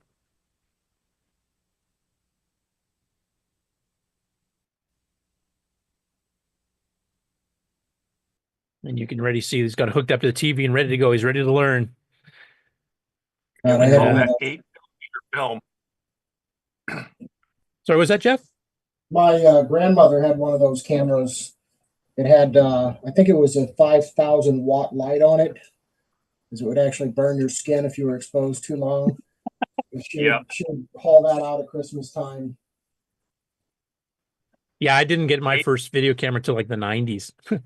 Oh, that's not a video camera. That's a film camera. That's an 8mm film camera. Oh, it is? Okay. Yep. That's why it's only 3 minutes. Okay, so just those little reels then that you had to put in. By that time, it's probably Super 8, so it's more of a cartridge, but yeah. Okay. I just found it fascinating because, like I said, I've seen a lot of still shots. I've got one on my website of me in 82, I think it was, 81 or 82 for near Christmas, just after Christmas, when I was playing some game carts that I'd gotten, but I didn't know anybody that had, actual video recording equipment at that time. And I've never really seen any. Henry, do you have any of you back then, or? Not in like the 83 era. We didn't get a video camera until about 1986-ish, I think. Maybe 87. And if that footage still exists, it's probably deteriorated so badly it's not even funny, because that was like VHS tapes that was on. Definitely no film. Dad never had a movie camera. Although there might be some stills lying around. Yeah, that'd be cool. I only had the one still myself, so. I'd have you a bunch of these. Oh, yeah. Oh, do you want me to stop sharing so everybody can see this, Rick? Because unspool I mean, just stop sharing. and here you go. Here's your 3 minutes. Coming. Yep. Coming. Yep. 50 foot of 8mm film right there. So is that, am I seeing that right? That's blue and red, like it's weird colors? Well, this is the leader. Or is that just the leader? That's the leader, okay. So, yeah. And, drop it on the ground, and then your dad's really mad, and you got to spool it all back on. If you have cats, you probably have cat hair in there. Right? Yeah, they're busy running around, chewing it up and playing with it too. So yeah, there you go. Hey, I got an archive here.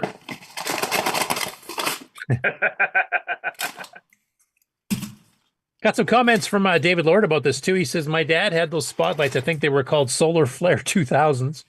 Right. You're right. Yeah, Sunflare or something. Yeah. You could tan by those suckers. And then he also mentioned a videotape, try 8mm. So he was correcting me on that. Yep. Geez, I could have babysat you, Curtis. Yeah, probably. I was already married when I first got my first CoCo. Well, I got my first CoCo in 81. I would have been just about to turn 14. Does that make you feel old, Ron? Yeah, 70 does. That's Whenever when I I was think playing. of Go ahead, That's when I Rick. was playing with the teletype computer when I was 14. So Yeah, well, I was playing with the pet before high when I was like school 11, but from high school to the time sharing system, because that's all there was. yeah. Yeah, I used the pet in 78, I think the first time, and then 79 we actually got it to stay in the school. And then by 80 we had an Apple II, and then by 81 fall I got the CoCo. So a big thank you to Rob for sharing that. That was pretty awesome. That was cool.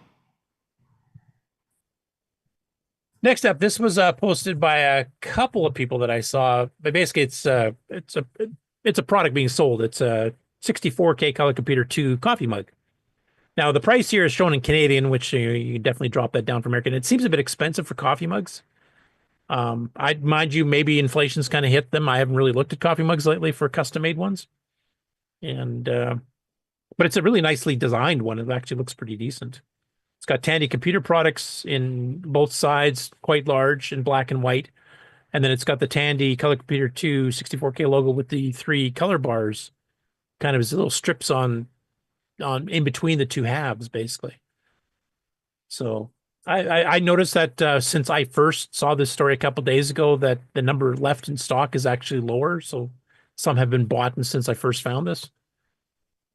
And if any of you out in the chat land or on the panel have actually bought one of these, and let us know what you think of them, if they're good quality or not. Hopefully for that price they are. And if you want a bit of a souvenir for Tandy CoCo stuff and you drink a lot of coffee like I do, it might not be a bad idea. that'd be good for the show. You're always lifting that cup up. Yeah, like right now I just got my Twit mug because that just happened to be what I grabbed out of the cupboard. This was a rather fascinating one too, that Anthony Kula, not sure if I'm pronouncing that right, posted on the CoCo group on Facebook, because I know Alan Huffman's been one who's been really trying to find all TV shows and movies that have any reference to a CoCo in it at all. And this is one he had not seen before. And this is the pilot episode of Moonlighting that starred Bruce Willis and what was the girl's name? I'm pulling a blank. Sybil Shepherd. Thank you, Sybil Shepherd. And you'll notice that's a distinctly CoCo 1 keyboard and a monitor, and even I think that's a printer or something. I'm not even sure. Right. But that is definitely either a CoCo 1. Somebody in the chat of the actual post here had mentioned it could be a video text terminal too. Now I haven't seen the episode. I don't know if they pan over so you can see the whole thing, because you should be able to tell from that. But that's one I was not aware of before. And I'm trying to remember what year did Moonlighting first come out. I'm assuming it must be between 80 and 83 if it's got a CoCo 1 and not a CoCo 2 in it. Plus, Bruce has a lot of more hair than he does now. Right. He also, well, there's other things too. Yeah, well, he's kind of ill now.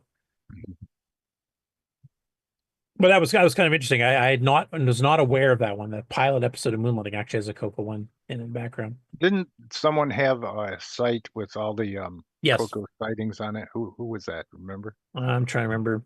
But yeah, it's got like Spinal Tap, and it's got Revenge of the Nerds, and Starring the computer. Yeah. Yeah. Do you remember who runs that site?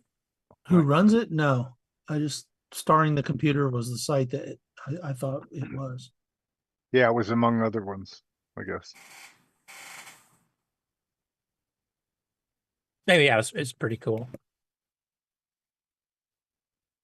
Next up, the YouTube channel called 65C02 Movies. And this is not an English channel, though the closed captioning translation does work. It's an Italian channel. And he does a fairly thorough review of the 609 based on some magazine articles. Now, he's got a few things that he mentions. Like, he mentions like some of the machines that use the 609 because he said it wasn't a very popular chip. But he mentions stuff like the Thomson MO7, MO8, the Fujitsu FM7 and 77, etc. I think he mentioned one or two minor machines, but he doesn't mention the Dragon or the CoCo. So I don't know, would they not sold in Italy or maybe just weren't that popular in Italy? I'm not sure. I mean, obviously the CoCo is probably the best selling 609 based system out there. And the Dragon, sold almost 500,000 between the Dragon 32 and 64 by the time they shut down. So, that definitely probably was more popular than some of the other ones he's mentioned. But he actually goes through a couple magazine articles that were in Italian that cover the 6809, and there's actually a fair bit of detail in there. So I wanted to play a little bit. I'll have the volume just about completely off, but you'll be able to read the closed captioning, and also you'll be able to see the screenshot pages here. Fast forward just here. This is a 1984 magazine, and on page 42, this particular issue, they actually discuss the 6809 specifically. And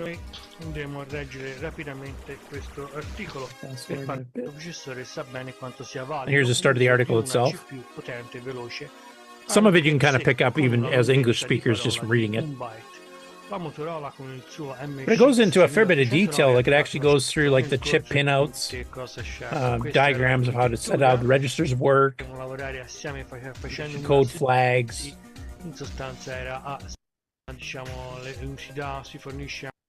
They actually show one of the Motorola exercisers or exercets here. Now, is Brian Weezer still here? I see he's on the call. I'm not sure if he's by his microphone or anything. But he's got a Motorola exerciser that came from Robert Kilgus. And I know there was two versions of development machines that Motorola sold. And I'm trying to remember if this is the same one that he got from Robert with 8-inch disk drives, or if his is a kind of a separate.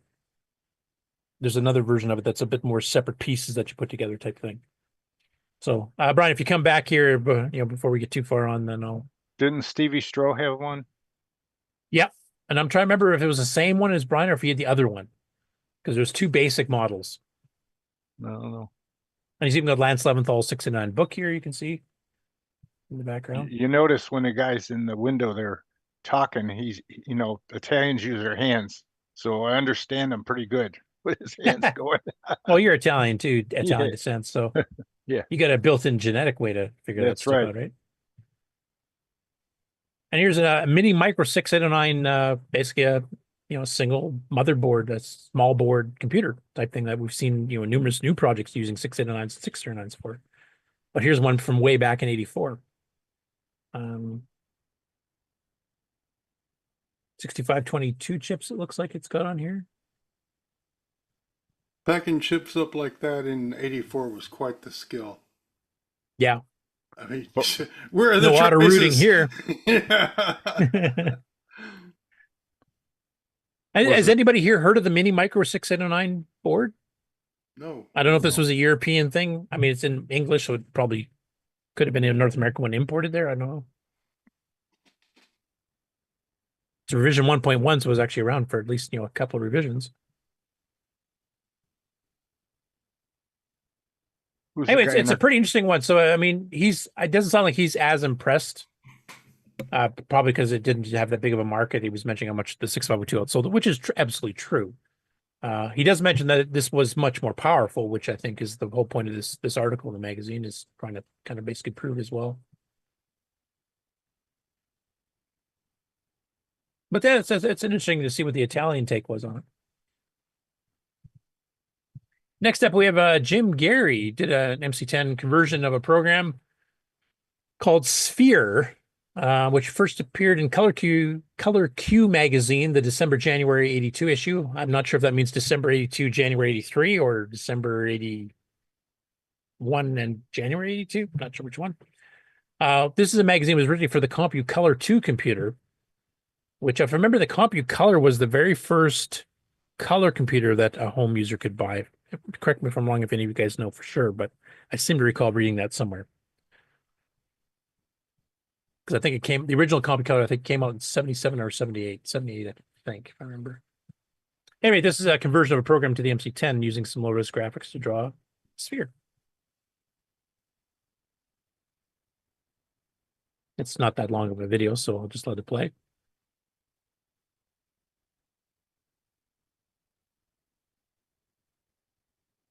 All done in SG4.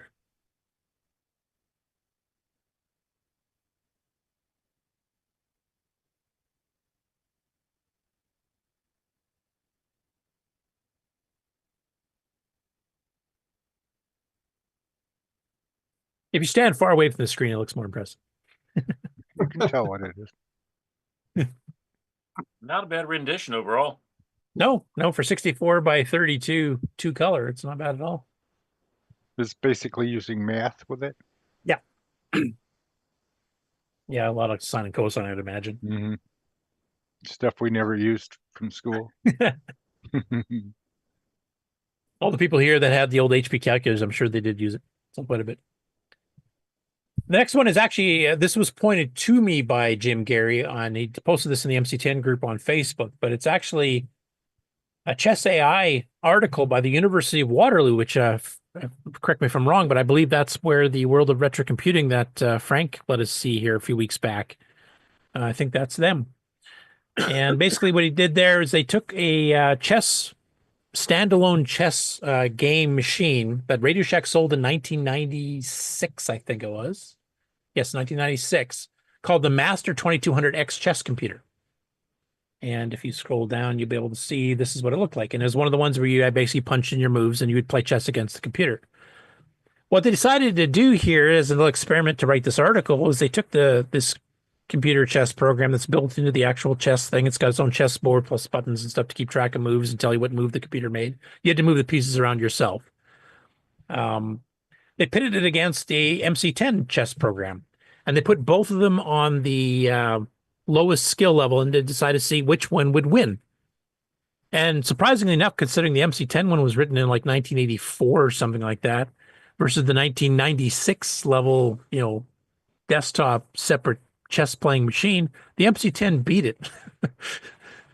So now they're saying, well, we'll have to do a second one here and put them on their maximum skill levels and see if that still holds true. But on the easiest skill level, which it plays the quickest, the MC10 with a program written 12 or 13 years earlier beat the Tandy's Master 2200X chess computer. I thought that was kind of funny, and I'm sure that's why Jim linked it. Is there a processor in that chess game, do you think? But it'd have to be one of some sort. Logic chips. 96, I'm sure they would have been using a it's some CPU. CPU. It's more likely that the standalone chess computer has a really stupid mode for your first for people buyer. Like me to play. yeah, so I could beat it, that kind of thing. So that I don't feel like a complete inept fool. Actually, these are one of the games that they had at Radio Shack that you would walk by and look at and go, uh-huh. Yeah. Well, they had chess ones even back when the CoCo was still being sold. Yeah. Like in the 80s too, that I remember. But I mean, I had a computer. There was several chess cartridges, Cyrus, the standard chess one. Lots of third-party chess programs, so at least half a dozen that I know of. I would want to buy something that all it does is play chess. I was surprised to see that the game was called Chess, not Chest. Because I had no clue. I always thought it was chest because the way people talk or whatever, And then when I went pronunciation wise, it's chess. Oh, when I was a kid. Yeah, I played checkers and chess as a kid a bit, but I don't know. It never really held my interest enough to really try to get good at it, and still doesn't, honestly. Mm-mm. Although, I loved to play Stratego when I was a kid. Oh yeah, I faintly remember Stratego. Yeah. It's like chess. Yeah. But it was more war-oriented, with the soldiers and stuff. Yeah, I'm like Daddy Burrito in the chat. He said my dad had one of those chess computers that would always kick my ass in 2 moves. That's pretty well. He paid attention in math class. Okay, next up after that, we have Dave's 8-Bit Basement channel on YouTube. He put up a half-hour video on the Dragon 32. This is part 3 of a series he's been doing. So he's been doing some replacement boards and fixing some stuff here. In this case here, he's mostly dealing, I think, with the video. And he has some parts that he's still waiting to come in. So I'll play a little of the intro so you can just see what his channel's like, and then I'll fast forward a little bit and show you part of the actual part working with it. Stepping out a Christmas theme going on in his current set of videos. The naughty list has never been so long. This would be a good CoCo 3 animation to do, actually.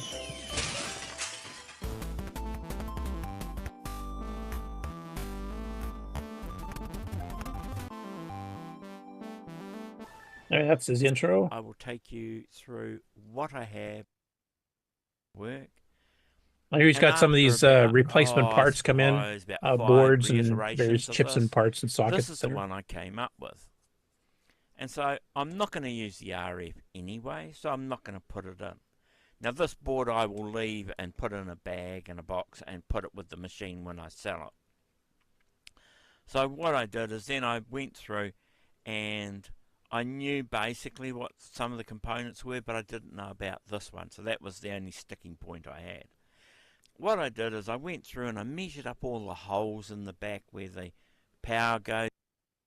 Anyway, he kind of goes through all this little hardware stuff that he's been working on, and you'll have to watch the video. It's a half an hour. I'm not going to play too much of it here. He's still waiting for a couple last parts, I think, if I remember correctly. So there's going to be definitely a part 4 coming up as well. And then he plans on selling the machine itself, so you'll get one with some pristine power supply bits in it, etc. And I think I covered these when he did the first part 1 or 2, but if I didn't, I might have to dig those out and actually watch them because I can't remember if I did or not. I don't know if anybody here on the panel or on the show remembers if I covered this particular YouTube channel before or not. Anyway, he's also uploading the files too for some of these designs for doing some of these replacement boards, so that if you want to get them, you can. There's of course commercial people like John Whitworth and Julian Brown that can probably do some of the stuff as well for you. I think they've already uploaded some stuff like this too. I don't know if it was particular this one, but now I have a Dragon 30, 64 Tano. Yep. And I'm wondering, what was the mode of turning on the computer in the past before Tano? They didn't have a power supply with a switch on it, didn't they? Didn't they have a switch on the computer like the CoCo did?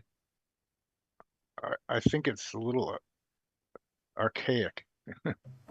It just doesn't seem very solid to have the switch to turn it on the power supply. That's what I have. I'm not sure what you mean. Like a power switch? The power supply box, has a switch on it to turn the computer on. Oh, the converter itself, which is external to the case. Right.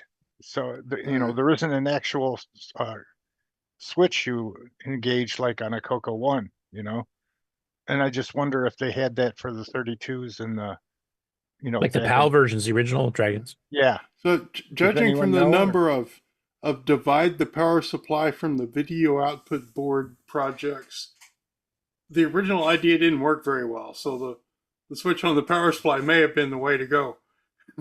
Plus, they had a really odd voltage, and there was like 28 volts or something they were using. Yeah, something weird. But I like to turn it on and then switch it with the power supply on, the power strip, and not stress the little switch in the power pack there. Oh, right. Because it's kind of dainty and doesn't look like it's very how do you say robust. Yeah, rugged. Yeah, exactly. Yeah, I'm not sure. I don't know. Like, I haven't seen Karen in the chat for a while, but we do have some other European viewers that were in chat earlier. Oh, Tom Eric Aronson just replied. The D32 and D64 have power switches on the computer itself. The Tano did not. Right. Okay. So is that just because they adapt the whole 50 hertz board over or something? I don't know. Yeah, I don't know. Didn't the Dragons always have the power supply built in? Nope. Well, the Dragon 32 64 had that board right here. It took the whole spot. Yeah. Right. And then the video was attached to your power board, wasn't it? Yeah, the video was down on the bottom here. He actually shows that earlier in the video. It was all kind of commingled together, so. I wonder if they did that for their UL rating. Well, you notice everyone's abandoning that scheme and just having a separate little connector board here, and then the power supply goes away from the machine so it doesn't burn up in a big flash of. They have the switch for 3-4 on the side, and on the back is there you go. But that's There's the evil thing. Yeah. Yeah, that's original power supply board. And that little small gray board he was showing later on basically replaces most of that. And the Tano doesn't have that. Does it?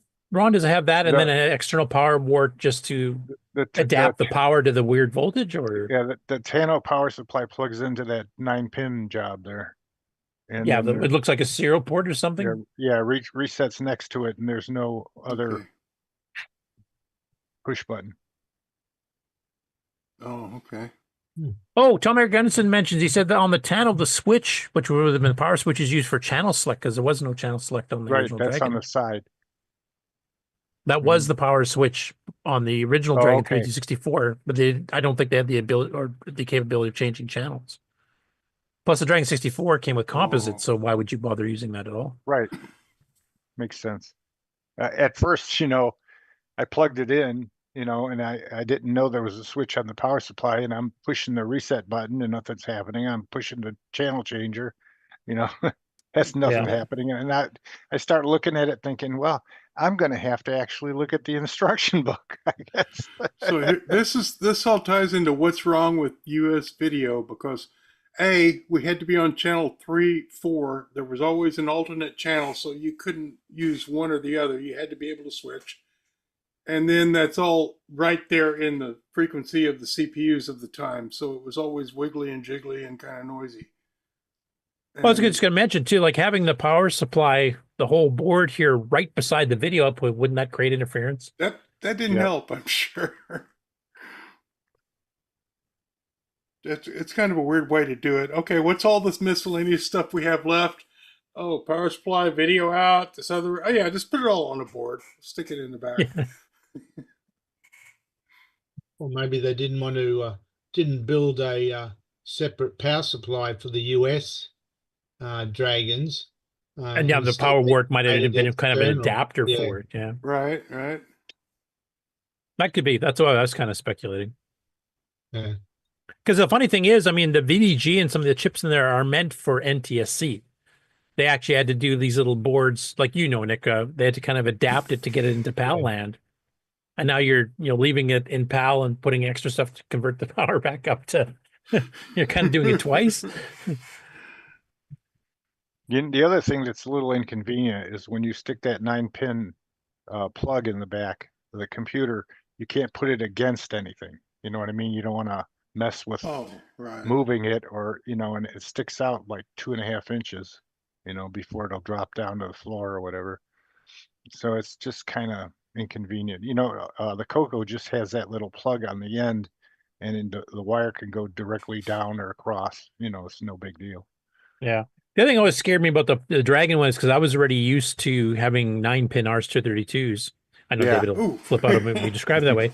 And, I'd have a couple modems or whatever else, on my desk. And if I grabbed the wrong cable, damage could ensue.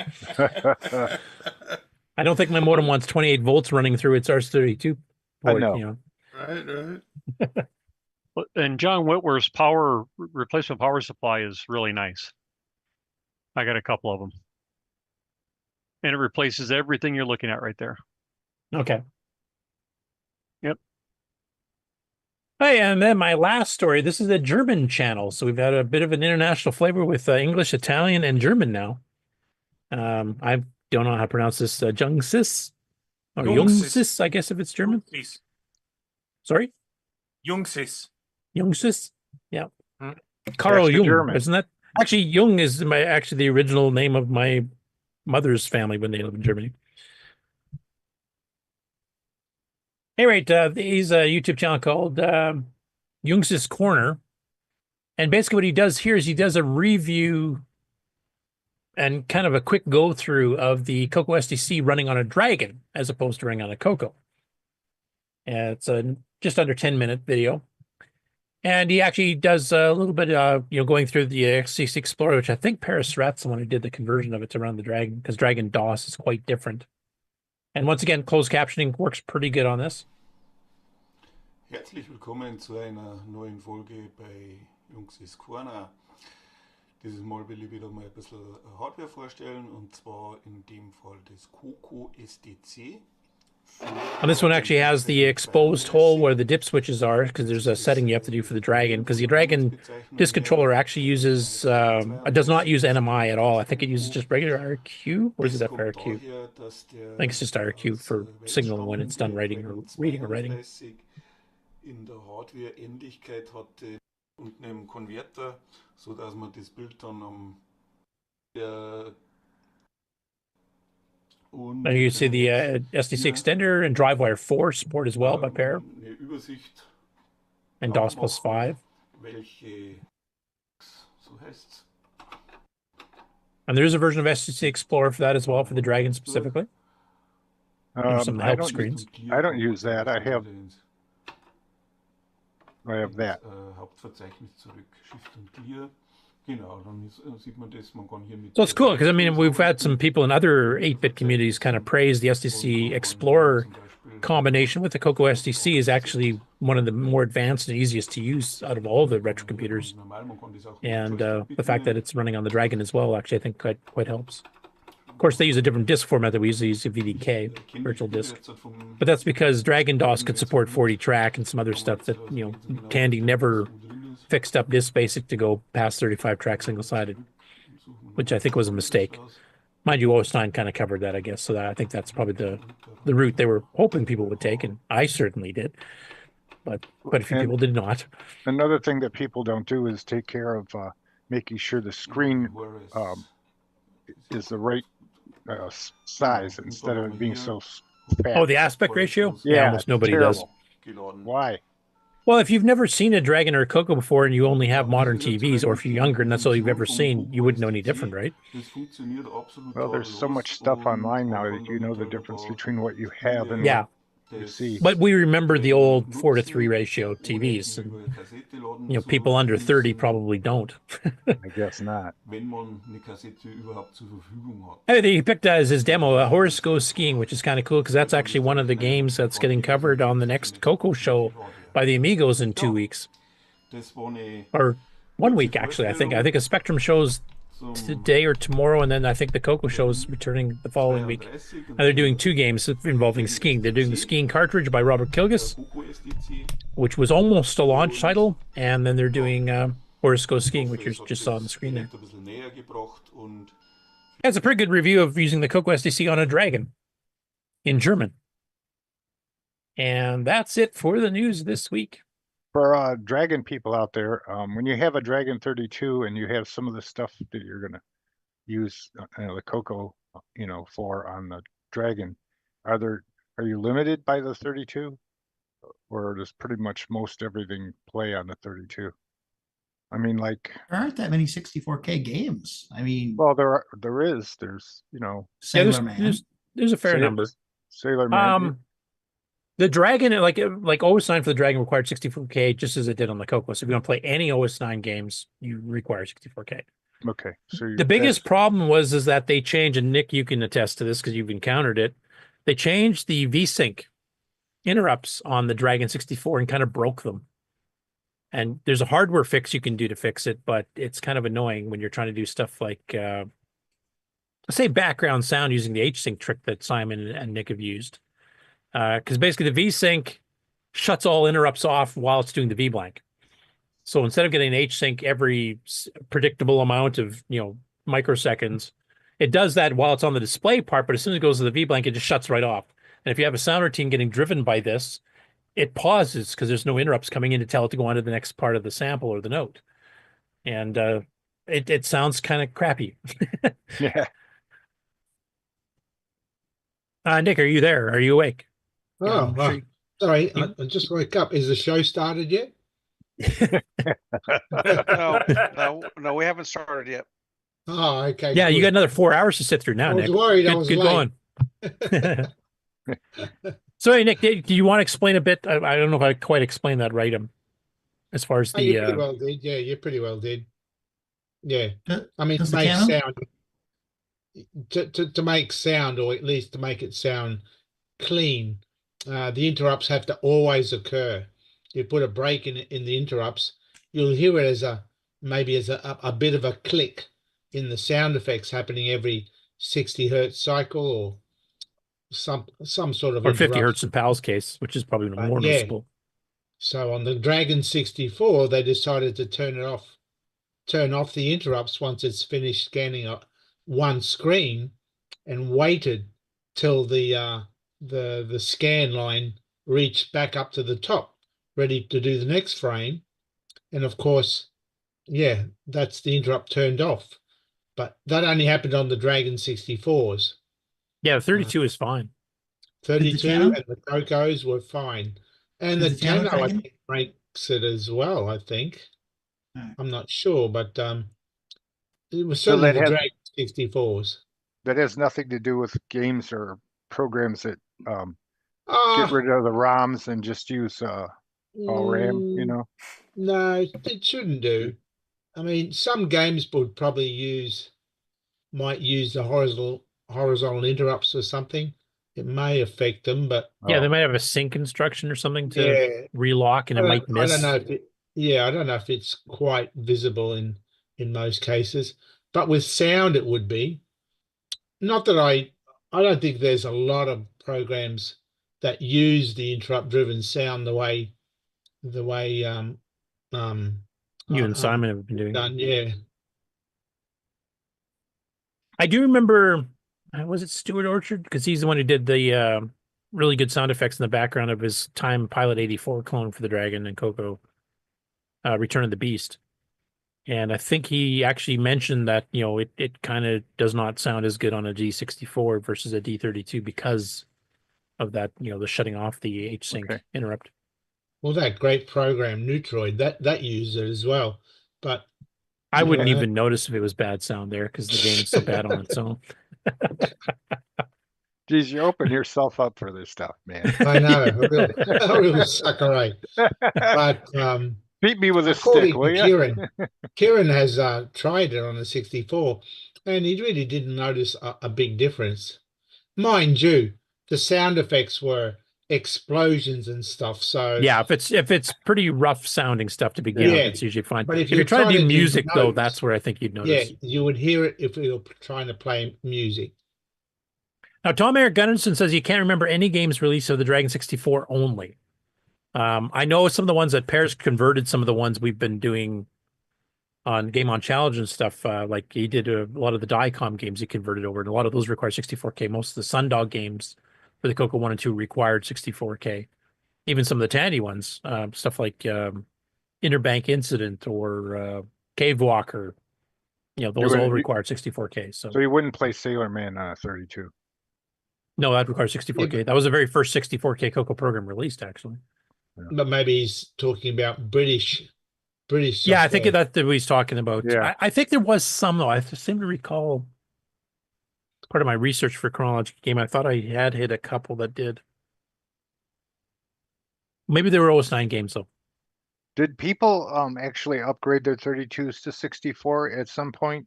Or did they Some always did. want to Dragon keep actually it? advertised that they would be upgradable to 64, though they generally didn't do that. It sounds like I think they imagined that 64 would kind of replace it because it came out only a year later. But So yes, you most could of the do it. software was actually fitted for the 32 anyway, right? Yeah. And the so they nice thing just- was the Dragon started with 32K minimum. So, I mean, there was some 16K prototypes. I was corrected on that. I thought they'd actually sold a few. But it started with 32K RAM as the lowest. So you had Okay, the nice high standard to start with, where we started 4K, then Yeah. 16, then 32. And, people were writing, I might have a bigger market if I make this work in 4K, but then your graphics suffer because you don't have enough room to even make a high-res screen. 16K, I think, became kind of the basement for CoCo games. And in 82, 83, a lot of the games were 16K, a lot of them. And then All right, 32K, was like Donkey King and some other ones. And then 64 by 84, 85 finally. This started might be coming in. rabbit hole Sailor Man. range, but I was wondering, you know how down the road we added memory that was faster because maybe we had the 6309 in, and I wonder if they did that too. No, instead you of didn't 200 need faster RAM from nanoseconds. 6309. The only faster RAM I know were some of the modern upgrades with static RAM. Then you Oh. can And clock double. 609 came a lot later anyway. Yeah. But the 639 runs internally faster. It doesn't access the RAM faster. So it's okay. the RAM's the same speed. Was Sailor Man the first 64K Yep. commercial game? If you remember the big full page ad that Tom Mix put, the I do. first 64K game for the CoCo. Yeah, I do remember that. Yeah. Yeah. And then they had all of those things to avoid copyright issues of how they named all their characters, which was hilarious. Yeah. I can't wait till Chronological Gaming gets those. Mind you, that'll probably be about a year from now. But when he reads that ad copy that Tom Mix did, that was just stunningly funny. If I could jump in for a second, I think the faster RAM Ron keeps thinking about is, didn't the CoCo need like 148 nanoseconds or faster, and people were cramming 150s in as the stock chip because they were cheaper, and so you could use 120s, and then if you had barely 150 nanosecond RAMs, I think you might have had some issues. But I remember that more on the CoCo 3 because some people originally tried to do 512K, but that was with the a whole 150 RAMs nanosecond chip, which if you let it run at single speed worked. But as soon as you kicked it into full double speed, it would crash and do all kinds of stuff. And that's why they also switched to 120s. But sometimes it did work because you only needed 148, I think, was the max. Yeah, or you might get a batch that was marked 150, but actually could handle 120 or 140. Could go a little better than 150. See, I knew it was an issue at one point. So there or was another. a RAM speed issue, but it was kind of esoteric. Yeah, I remember it more in the CoCo 3 because stuff like horizontal scroll would absolutely crash if you had some RAM that was a little bit too slow. Well, I had because it's trying to you'd slide a 32K window 60 times per second type thing through memory, and it would just not do it. Yeah. Tom Eric Edison mentions here, Sailor Man was not released for the Dragon. I do know that was the case. But like I said, I think there were some later ones, like later in Dragon users, like 86, 87, somewhere there. I thought there was a few that didn't actually do 64. And I think Flex and OS9 both supported 64K, so anything written under those would. So OS9 didn't come to the Dragon till later. No, it came out. I think they actually announced it. They might even announce it before Tandy officially did. It was not too far. But they'd have to have the 64K though, right? Yeah, which came out in 83, same as the 64K CoCo. Okay. So I keep thinking there was a gap. I guess there wasn't really. Not by much. If there was, like the CoCo one got announced in probably July or August or something of 83, and the Dragon itself was announced. The Dragon 32 is in August of 82, and Dragon 64 would have been about a year and a half later. So it would have been within a few months, if anything. Maybe around the same time. I can't remember the exact details. Tom might remember. But yeah, the Dragon 64 didn't sell as many. Of course, people were trying to do all this common denominator. We have more sales. And the Dragon 32 was the one that sold like hotcakes. It was actually one of the best-selling top 2 or 3 PCs in the UK for about 6 months. It beat the C64, and it would beat some of these other ones that became much more popular afterwards. They had that one window for about half a year to a year that it sold like gangbusters. And then they had some problems as a company.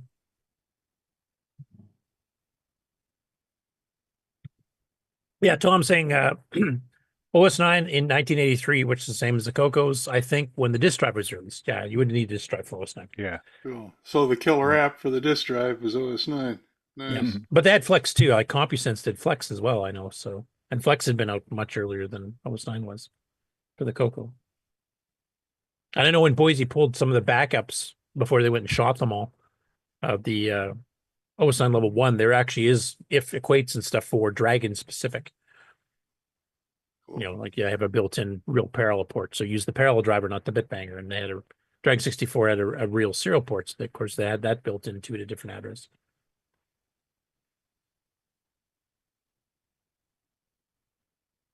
Okay, we run out. Yeah. Now we should mention we have a show next week, but I think the one after that's the Christmas break. Is that right? Are we having a Christmas break?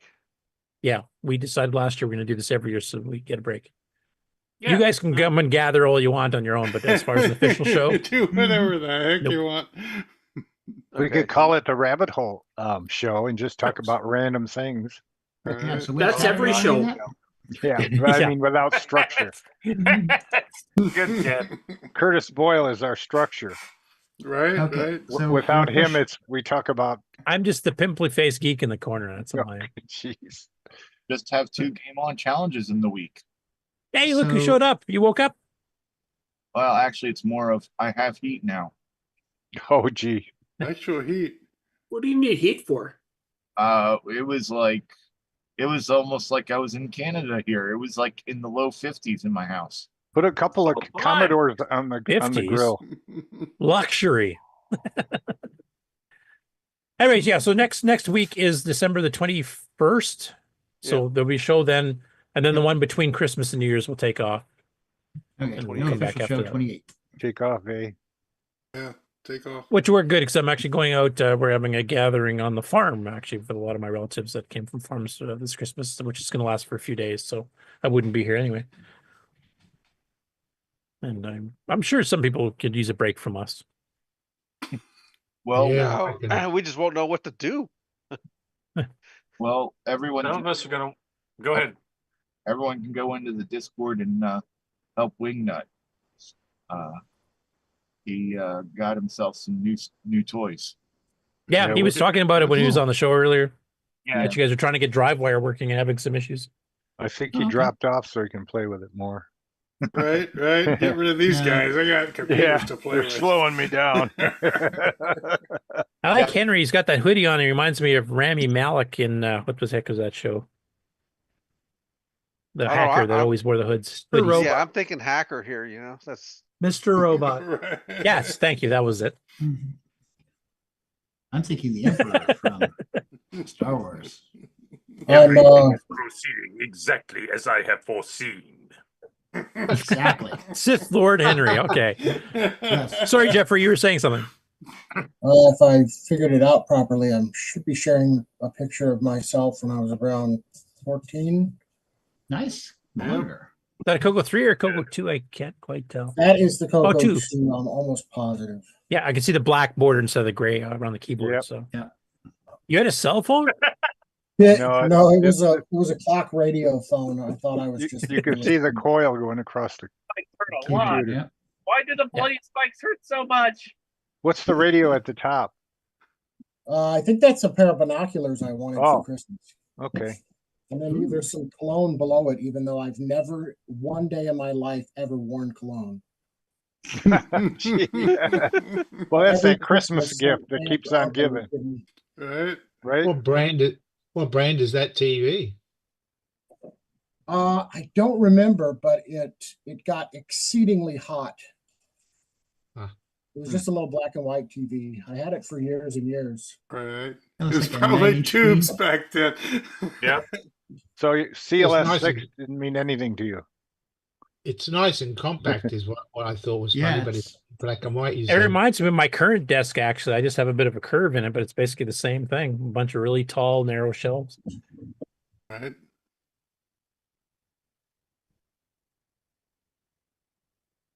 That's cool. That fit in with the theme earlier where we were covering some other people that posted up, shots or videos from when they first got their CoCos. So Yeah, show us your candy color computer is a place you can go to on the internet.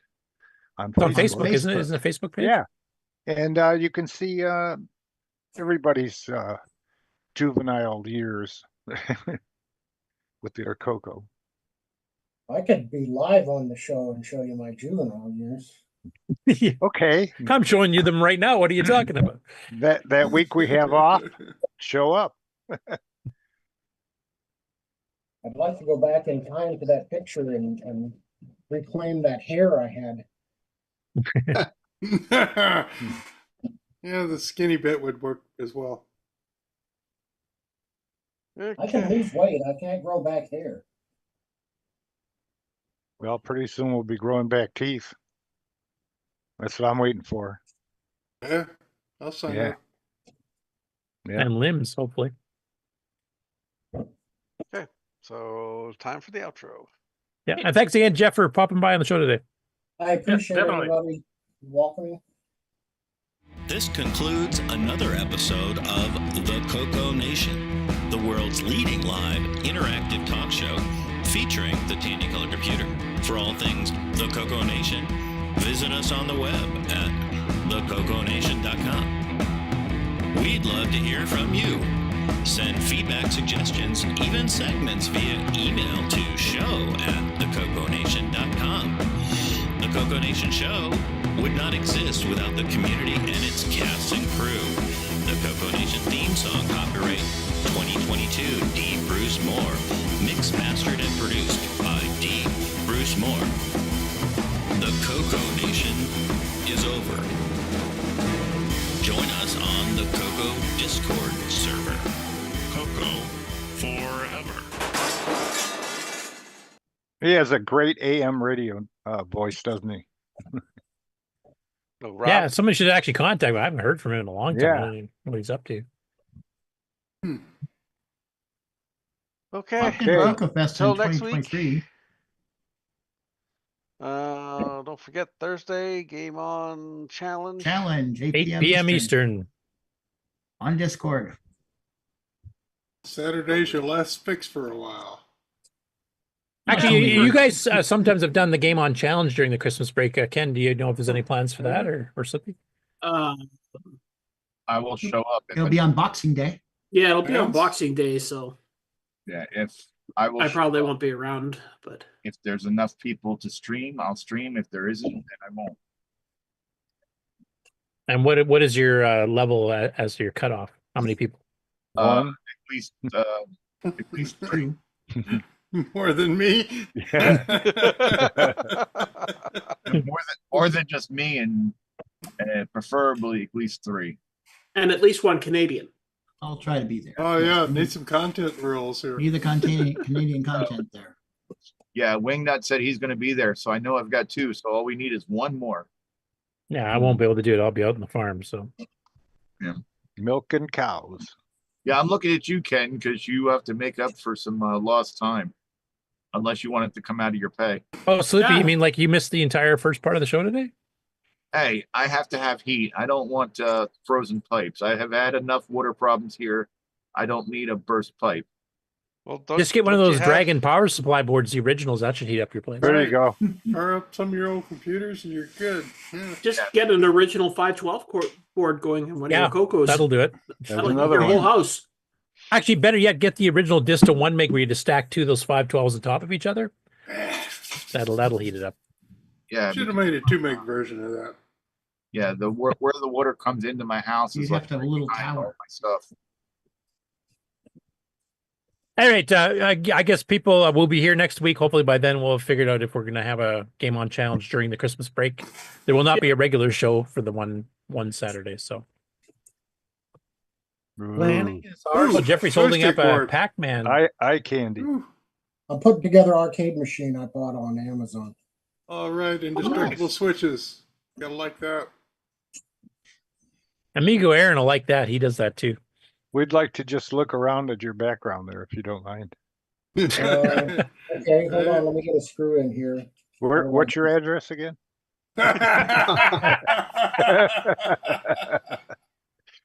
Isn't that a Commodore monitor up there? They are all Commodore monitors. It's Oh, they are.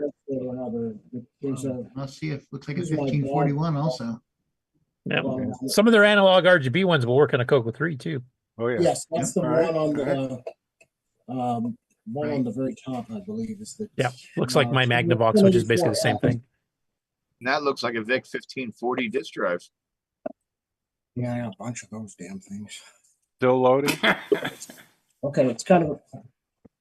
Oops, I'm dropping stuff. Now. Let me switch to the other camera. We need the camera adjusted slightly down. Here's the VIC. Even better. There's, What's in those boxes? Parts, tools, spare labels. All my documentation is over there. No, that's too much organization there. There's power cables sorted. There's a right toward the middle there is a RetroTink 4K. There's a retro TRS-80 sign up there, which I can't get the camera any closer to. Well, maybe I can. Nice clock. Is that the Beatles' Last Supper picture? There's Robert Culp. Well, there's one you don't see every day. Oh wow, that's been a while. Greatest Yeah. American hero. Yeah, they're both from that show. Yeah. William Cat. I got a Christopher Reeve up there, and that Yeah. other one is waiting for a poster in the post. There's William Cat again. More of those handy tin signs that have the old ads on them. Yeah, that's for CoCo. Yeah, the Model 100 were there Speaking of too. which, buried over there. Right now, is CoCo. Oh yeah, CoCo 3, Deluxe joysticks, multi-pack, the whole shebang. Anybody can help me get that printer working on it. I need a serial to Parallel converter. Parallel converter. Yeah. There's the Tandy 1000. I got that yesterday. There's my tool. Those here, the parallel converters, I will mention that there's been some of those on sale at CoCo Fest every year the last couple of years. So if you can make it to CoCo Fest, you might be able to grab one. Then, but if not, then I'll definitely pick one up then. Was this a bedroom? This is my dining room. Well, it was my dining room. There's the 64 with some of the parts for the. There's all kind of parts for the machine. Who needs a dining room when you're a family of one? Kitchen's big enough. Well, that you see my chair in the middle of the living room where I play video games. Is that a printer? Where's that? Right there to the left. To the left. A 3D printer, Reed? 3D printer? No, there's a 3D printer in the basement and a laser engraver in the basement. Oh. I'm kind of running out of room up here. Yeah. All right. Yeah. Well, there's still the bathroom. Yeah. Right. There's got to be a little space. Actually, we thought about moving the toilet into here. Oh, gee. Double as a chair. Do us a favor. Just put a keyboard shelf in front of it. You're good. Yeah. Do us a favor and hit mute if you're going to flush. Grant Leedy can attest to that. Yeah. All right. Well, it was a nice tour. Yep. He's trying to get out of here quick. We appreciate it. All right. Let's call it a day. Okay, so we'll see you all on Thursday for the Game On Challenge at 8 p.m. Eastern, and we'll see you next Saturday at 2 p.m. Eastern for the next edition of the CoCoNation Show. I was trying to do a dramatic pause. Oh, man.